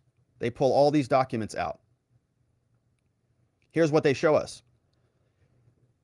2 pre-logic and accuracy test checklists that were received for all the election day tabulators. All of them. First checklist date, October 4th through October 8th. Not tested on the election day program file. This one says, looks like Margaret's Catholic Church. So they got A here, and we've got a date on that, which looks like it's October 6th. This one's October 8th. This one is from another Catholic church, I think another St. Margaret's Catholic Church, also on October 8th. So 2 tests from 2 different dates, the 6th and the 8th, out of a Catholic church. But here's another checklist date, and that one is from the 14th. Oh, from St. Margaret's Catholic Church again. And another one from St. Margaret's Catholic Church again. And they tested it again, 10/14 now, 10/14 now. So a matching pair of these. This one was not tested on the election day program file. So then they presumably updated those. And then those changes came in after the certification. They say it was not misconduct. This is the government speaking. But those dates claim clearly after the fact. They did not follow the law. They did a bunch of stuff, and the machines didn't work. And this is perhaps the biggest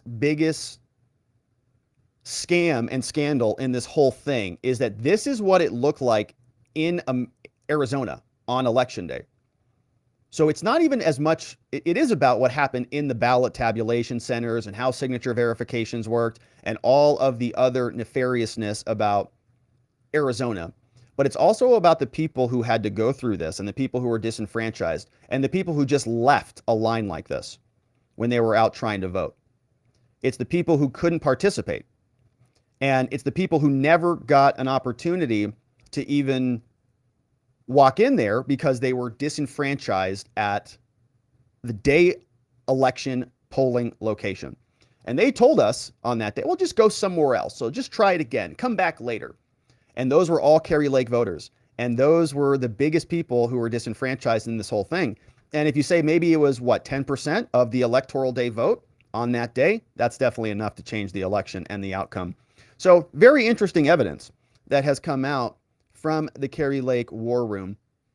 And they posted more of this on Twitter. You can certainly go read more of their posts, but they explained to us that they've got the data that underlies all of that. And they say more is going to be revealed. And of course, we'll continue to cover it. But there is a lot of reaction to this. And Stephen Richer was the first person who came out and did this little opinion, this statement that they've been caught, right? He says, yeah, they got caught by our own 24/7 live streaming video feeds that you can watch on our website. Grow up, right? Yeah, they're committing felonies right on a live stream. And again, my point is they don't know what they're doing. They're just following procedures, following instructions. The people who are in charge of these things, like Stephen Richer, like onesie twosie Bill Gates, are the ones who are responsible for the systemic catastrophe that happened. And this also came out, this is an interesting tweet here from Garrett Archer. He says, you know, for a group of people who are apparently willing to risk jail time, they're sure nonchalant about breaking into sealed election machines under 24-hour live stream surveillance, right? So the fact that it's open and they're being watched means there's no nefariousness going on, even though the people who may be doing the nefariousness have no idea it's nefarious at all. So Garrett says, ironically, they were setting the tabulators to reject EVs and provisionals, an additional security layer, right? Well, that's interesting. Maybe that's all it was. That's the other evidence that they always say is, no, it's all legitimate. All of those things were just regular testing. They're allowed to do it all, right?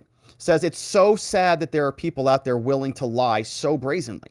Apparently, the country is both brilliant and stupid, the county, at committing election fraud. It ebbs and flows, and so on. But here's a curious comment from DeSantis 2028. He says, you know, they aren't allowed to touch the machines after they're being sealed. You know that. He said, where'd you get that one? Somebody else responded, says, the election procedure manual might be a good one to look. Unless you're saying they were performing an unauthorized task. But why would they program them after the logic and accuracy testing? Why would that happen? Here's from the manual. This amazing user clipped, the douche, says, from the election manual, all components of the electronic voting system, including any e-poll books uploaded with voter registration, must be secured in accordance with the section. Counties should also conduct periodic election security and cybersecurity assessments to implement appropriate security procedures. The officer in charge of elections must develop and implement training plans. And look at this. A person, this is very curious here, a person who knowingly modifies the software, hardware source code for any voting equipment without approval, guilty of a Class 5 felony in Arizona. So here's how we maintain physical security of the system according to the manual. Hardware of the voting must be permanently labeled with a unique serial number. This is according to the manual for tracking and auditing purposes. Must be inventoried before and after an election. Must be stored in a locked and secured location.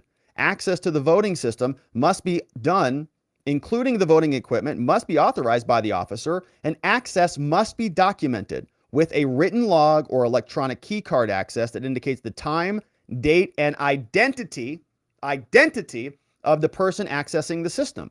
And didn't we see in a bunch of those other videos, those different logs where they were not showing us who was actually signing it? It was just a dash. And also, this must be sealed with tamper-resistant or tamper-evident seals once programmed. The seal number must be logged as a corresponding to a particular voting equipment. The log should be preserved. In the event of a recount or a retally, the officer in charge should be prepared to submit an affidavit. And then it must be safeguarded from unauthorized access, may be accessed by election staff only to the extent necessary to perform their authorized tasks, and must be witnessed by 2 or more election staff members of different political parties, if possible, when being moved or transferred, which includes the inventory of the equipment and the chain of custody before and after the move or transfer. So election staff, they were accessing it, were those authorized tasks, and they must be sealed. And once they're programmed, okay, this is what he's saying. Once they're programmed, you don't get to go in there and reprogram them again. They're sealed. You're done. That's why you seal it when you're done. You don't want your DoorDash driver to open up your food and add in a little bit of extra spice for you before he brings it to you. Otherwise, it's tainted, right? You want it sealed. And they are now, according to many people on the internet, saying that this was all legitimate. And so if that's true, Garrett Archer says the following. Yes, they were performing unauthorized tasks, as I've explained ad nauseum today, right? It was an authorized task. Okay, but it was after the machines were inspected and sealed, right? So the authorization had already expired, didn't it?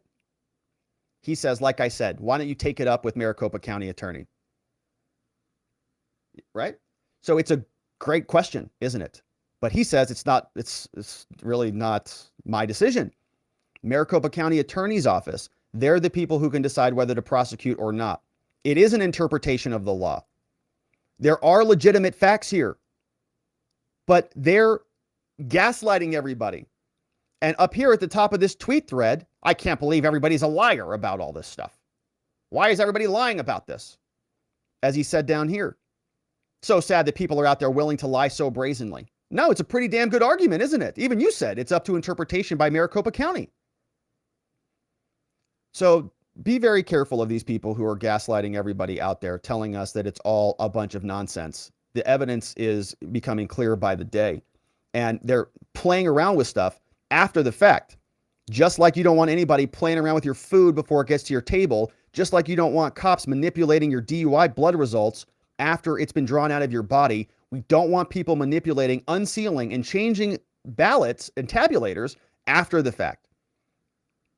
But all of this was under the purview of the Secretary of State, Maricopa County Board of Directors, Recorder's Office, and so on. And they absolutely hated Kari Lake. Stephen Richer formed an organization to work against her.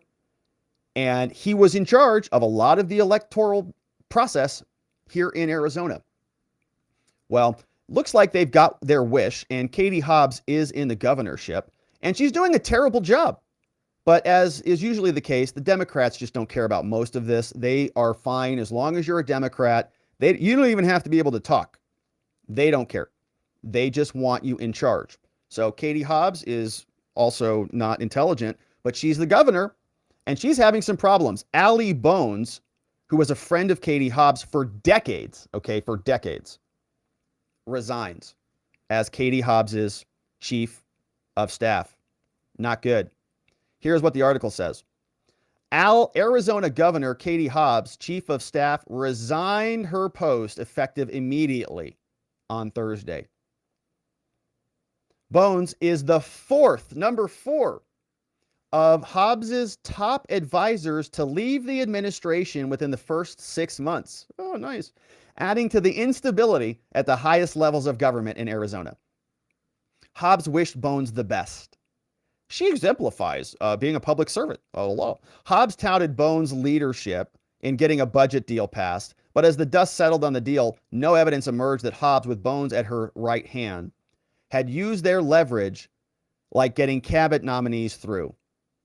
In the span of 3 weeks in April and May, Hobbs, whose first months in Arizona were characterized by verbal sparring with Republican leaders, twice found herself at odds with Democratic lawmakers. Wow, even Democrats don't like her. Democrats critiqued the governor over the budget deal that did nothing to rein in the private school voucher program, and another volley of friendly fire after Hobbs vetoed a bill that would have allowed more homemade foods, including tamales, to be sold commercially. What a monster! Katie Hobbs, idiot in Arizona, not only did she veto a bill that would have banned photo radar all across our state, which is a menace to society, we also have her making it illegal to sell more tamales, allow more tamales to be sold commercially. She says no. Very racist.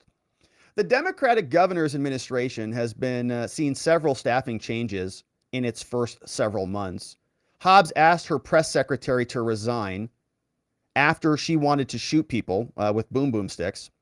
And this was a horrific story. I can't believe she lasted as long.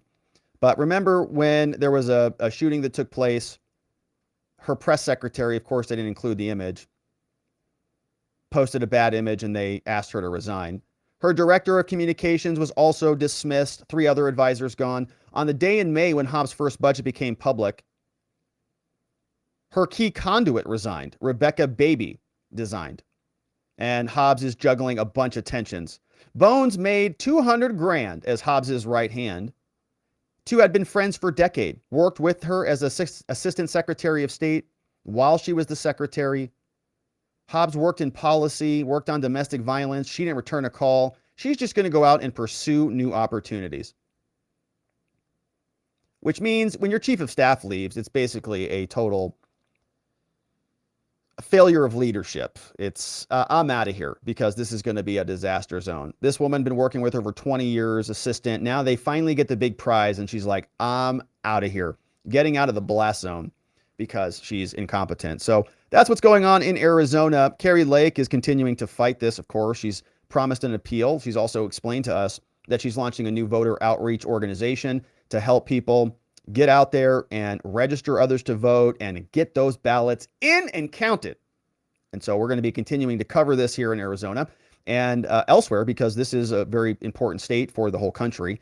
And if it's going to be happening here in Arizona, there's concerns it's popping out into other states. And so we have to be vigilant and we will continue to cover, my friends. And all right.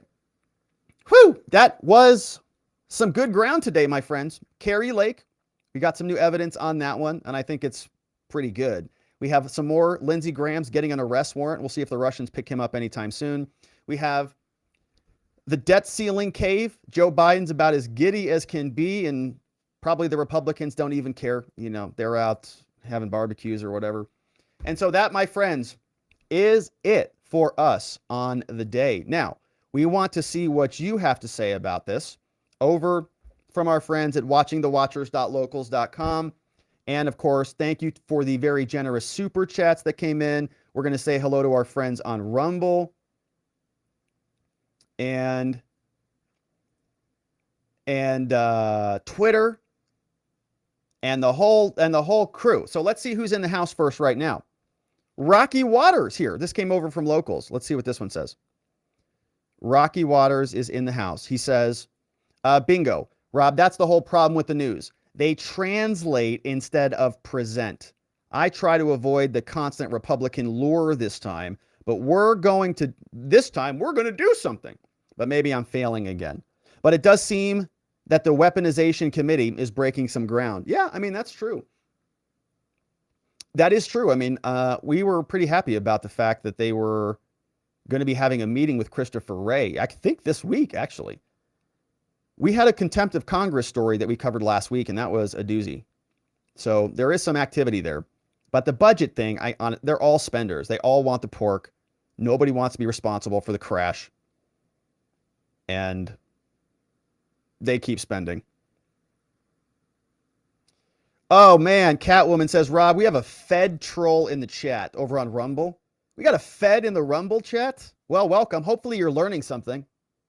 Get your notepad out with your crayons. Write something down here. You might learn something. All right. Thank you for letting us know, Catwoman. Got some idiot FBI agents or something in the chat. Can you guys keep up with what we're talking about here? Good luck.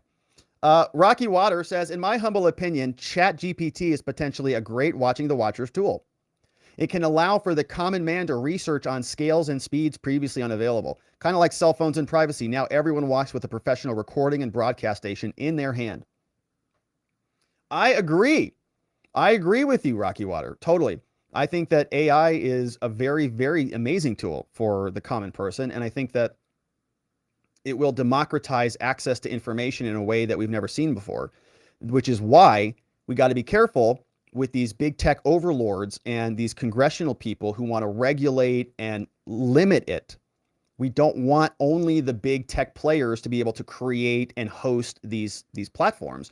We want everybody to be able to create them and run them on your cell phone. You have your version, I have my version. We have many forks of these. We want them free and open. We do not want them limited, because the people who have the better access to the more powerful AIs will have a major advantage over those who don't, which is why we can't have people who get to the top and then pull up the ladder behind them. Good comment on that one. Christian Watson is in the house. Christian, do I have an email from you? I think I might have an email from you. Always good to see your content, Robert. I think I might have an email from Christian. Thank you, Christian. I'm a little bit backed up on some of my emails. I'm going to get caught up today and tomorrow. But I think Christian Watson has a YouTube channel. And thank you, Christian, for sending this in, my friend. I appreciate you. Good to see you, my friend. Hope you're having a beautiful day today. And thank you for sending that in. If it's the same Christian, I'm going to respond to your email.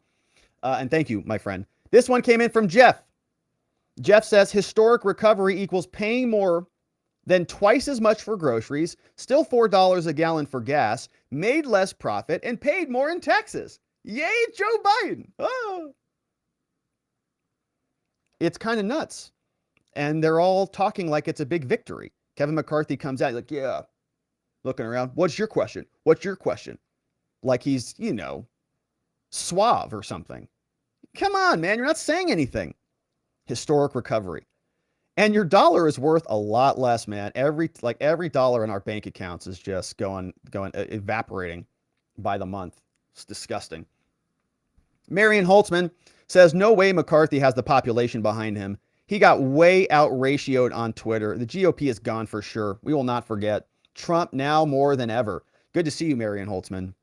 Yeah, McCarthy's getting abused on Twitter. And I think the GOP is probably going to fall into line, aren't they? Is there going to be a stall on this? They'll all fold into place, right? And they'll pass it.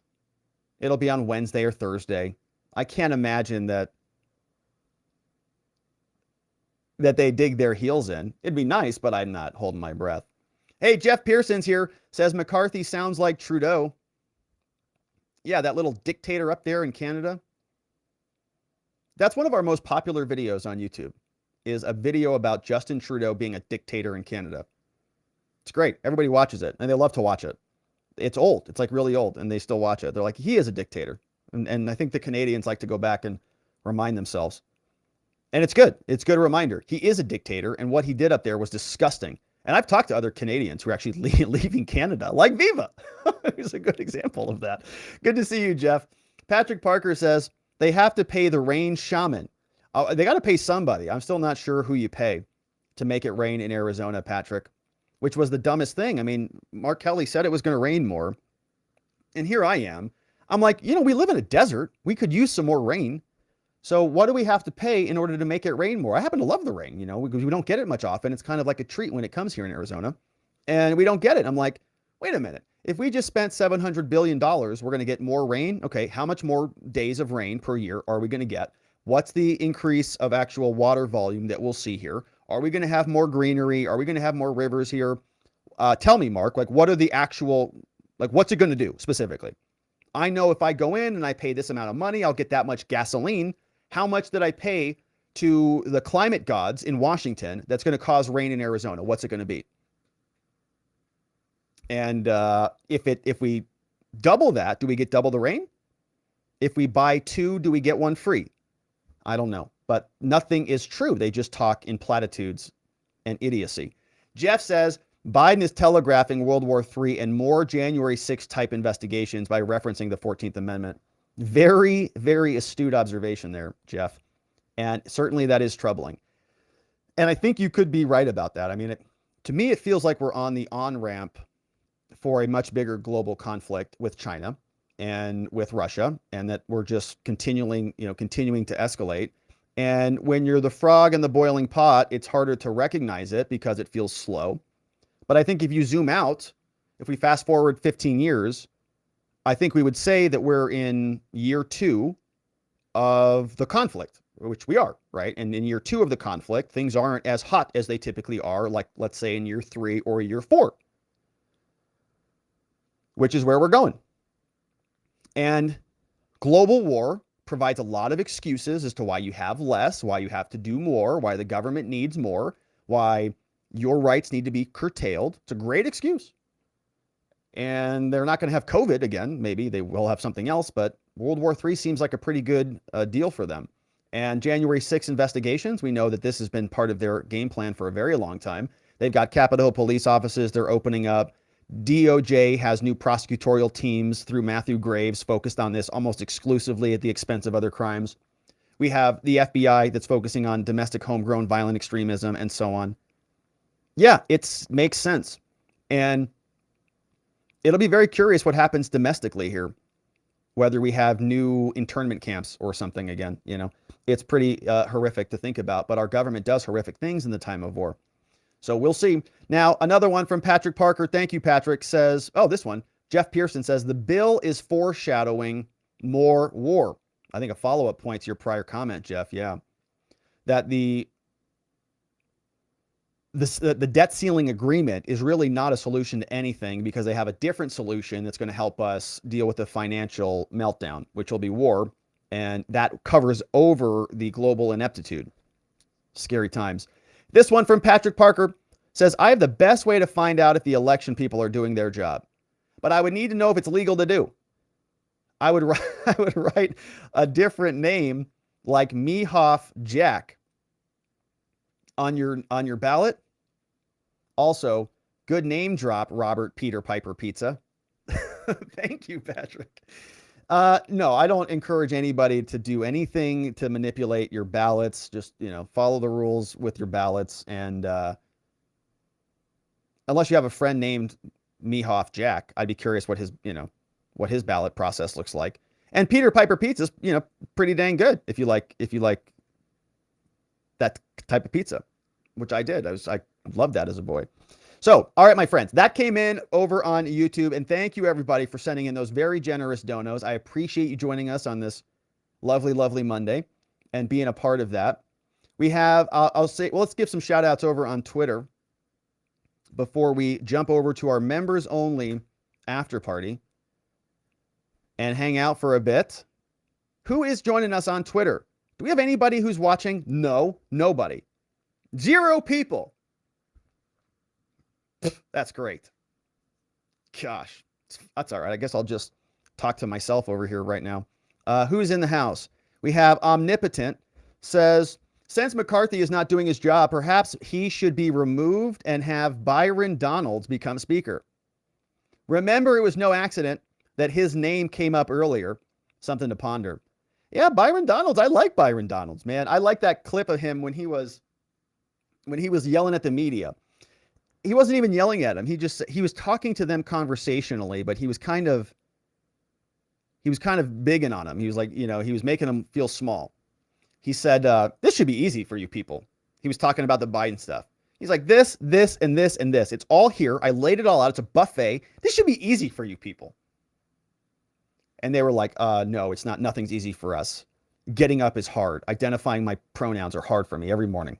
So Omnipotent says, the extreme environmental lobby who support cultural resources will not be happy with Joe because the national environmental policy is getting shaved down. Also, goes against Joe's overreaching anyways. You can't have both. Yeah, he took a big blow after that Supreme Court case, and I think we have a video on that coming out soon. Hopefully today. Fleesum says Graham is a traitor. Comio says, what an embarrassment. And Alf says, Kari Lake, new evidence, says, please, give me a break. Travoltage says, love your content, Rob. Well, thank you, Travoltage. I appreciate that, man. Says, does Kari Lake have a chance in the appeals court? In my opinion, the answer is no on that. I mean, I know a lot of people are really digging into this hard. And I don't mean that to say that she doesn't have a good legal case. I just mean to say that I don't think that it's going to come back and it's going to result in Kari Lake being declared governor. And I know that's kind of a pessimistic take, but I just think that at some point the courts, the balance just goes towards finality, more towards legal conclusions, right? It's about finality. They just say you had a shot, you had overtime, you had 2 overtimes, you don't get to do it again, you're done. I think that's probably where it's going to go. And I say that as an Arizonan, and I don't enjoy it. But to be honest, I felt a little bit of, even in Kari Lake's voice, she said she was going to appeal it. But I also get the sense that she knows it's probably a long shot. They've basically whittled this down to the point where she has almost very little to talk about, just as a matter of practicality in the law. It's going to be extremely difficult. This last trial was going to be extremely difficult. But it's never. I mean, it's not zero. Charles is here. Says McCarthy folded like Jill's breakfast taco. Remember when she said that phrase? What was that? What was she talking to? She was talking to like the Latinx people that she speaks to. I don't use that phrase, but I think she does. So she was talking to the Latinxes, and she said to the Latinx people, "You have as much culture in you as your breakfast tacos." And everybody said, what the hell are you talking about, lady? We've got a lot more culture than our breakfast tacos, weirdo. And it was weird. Yeah, it was a weird statement. Let's see if we can find that. It was a weird comment from Breakfast Tacos Jill. Let's see if we can find this one. Love your breakfast tacos. Yeah, here it is. I think this came in from the New York Post. Here's the president's wife here talking about breakfast tacos. Values that unite us are deeper than our divisions. And I thought you might clap for that. I've visited red states and blue states, and I found that the common values that unite us are deeper than our divisions. And I thought you might clap for that. What? Is this not the phrase? Here, First Lady Jill Biden, pause for a moment. Well, I don't know where it is. All right, I can't find it. That's why I can't find stuff on the fly. But it's a wild phrase. Yeah, Jill Biden and the taco clip. So just strange stuff. And she had there's another like please clap moment.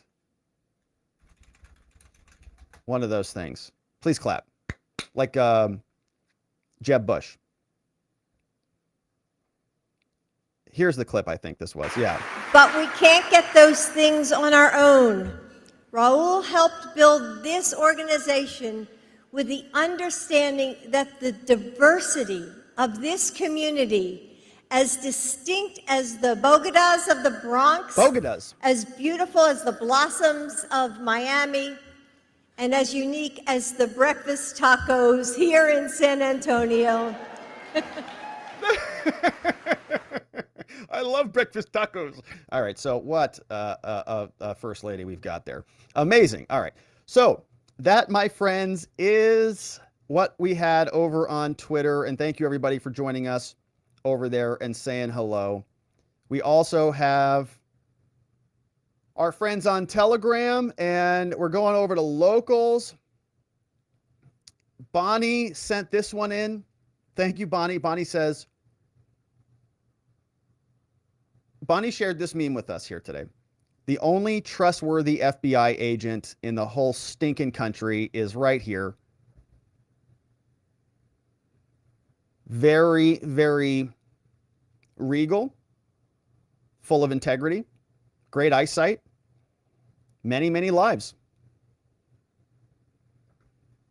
That's for Catwoman on YouTube. That was for Catwoman on YouTube from Bonnie over on Locals. Thank you, Bonnie. Says, got Catwoman? This cat? That was for Catwoman on YouTube, courtesy of Bonnie. Rocky says, you trust the Siamese? That's kind of strange, buddy. All right. And so that, my friends, is it for us on the day. We are going to leave it there. We're going over to our after party at watchingthewatchers.locals.com. We would love it if you joined us. Come check it out. And hey, if you're a member on YouTube, don't forget to grab the Telegram link, our YouTube friends. And did somebody invite some members in at the start of the show? I think somebody did. Was that Patrick Parker who invited some people in? I think Patrick Parker may have invited some people in. Zulu just did. What's up, Zulu? Zulu just gifted 5 membos as well. Wow, Zulu, thank you for that. Who's coming in? Just Call Me Jay's in here. Toenail Cupcakes in the house. We got Alan Shannon's here. We've got Al B is in the house. I'll Be Damned is in the house. And we got Gen X Boomer.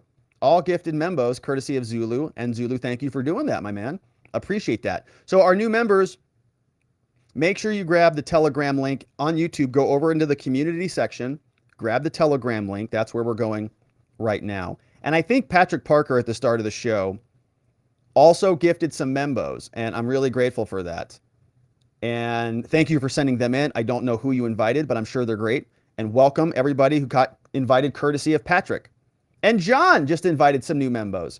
Woo! It's going to be lit. We're going to have our morning member only stream tomorrow, of course. And Tweety's coming in. Julie, Jason A's coming in. Freed M's in the house. And Gwen all coming in. Thank you, John. Inviting some new members. Whew! Super cool. So thank you for doing that. And we do member-only morning streams. We do Saturday member shows, and it's a lot of fun. You get to meet new people, and it's a little bit more of a quiet live stream, and we'd love to have you. So come check it out, watchingthewatchers.locals.com. Also, before we wrap it up on the day, don't forget to get your Field of Greens over at fieldofgreens.com, and you can use code Robert to save 15% off when you check out. It really is good stuff. It tastes good.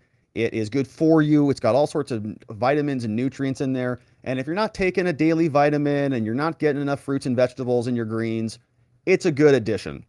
And I'd encourage you to check it out or check something similar out, right? Just take care of your body. Fieldofgreens.com, save 15% with code Robert. Also, if you like this mind map software, if you want to use it in your own life, I use it for personal development. I use it for other projects. It helps me almost like a collage tool or like a scrapbook in a way, but you can organize it. It's very nice. Spotlightlawyer.com/mindmap. If you want to join us, big thanks to the mods and to the meme smiths who help keep this show nice and orderly and keep the train on the track. And K-Bean, thank you for all of the extra clipping today, along with our friend John McGarvey clipping away for us. Donut mind me. We appreciate you guys. But shout outs to our friend Vienticus Prime, K-Bean in the house. We've got Just Cause, Playing Hooky, our friend Ronnie Cole, Zulu's here, Beyond, Geo Stars, Zach Nichols, John Allen, our friend Janek 909, Dog Digger, Donut Mind Me, our meme smiths extraordinaires, Sleepy Dog Lee, Geegum, and our friend N810 Nathan over on Locals. And my friends, we are grateful that you joined us on this very important, very special Memorial Day show. It is a Monday. We have a full week ahead of us. And of course, we'll be back tomorrow to do it all again. And we hope to see you here so that together, with your help, we can shine that big, beautiful spotlight of accountability and transparency down upon our system with the hope of finding justice. My friends, make it a special, memorable Memorial Day. Make sure that we're pausing to remember and honor the ultimate sacrifices of those who have made the sacrifice for us here in America. And I hope you have a safe rest of your afternoon, a beautiful evening, and we'll see you right back here tomorrow. Make it a great night, my friends. Bye-bye.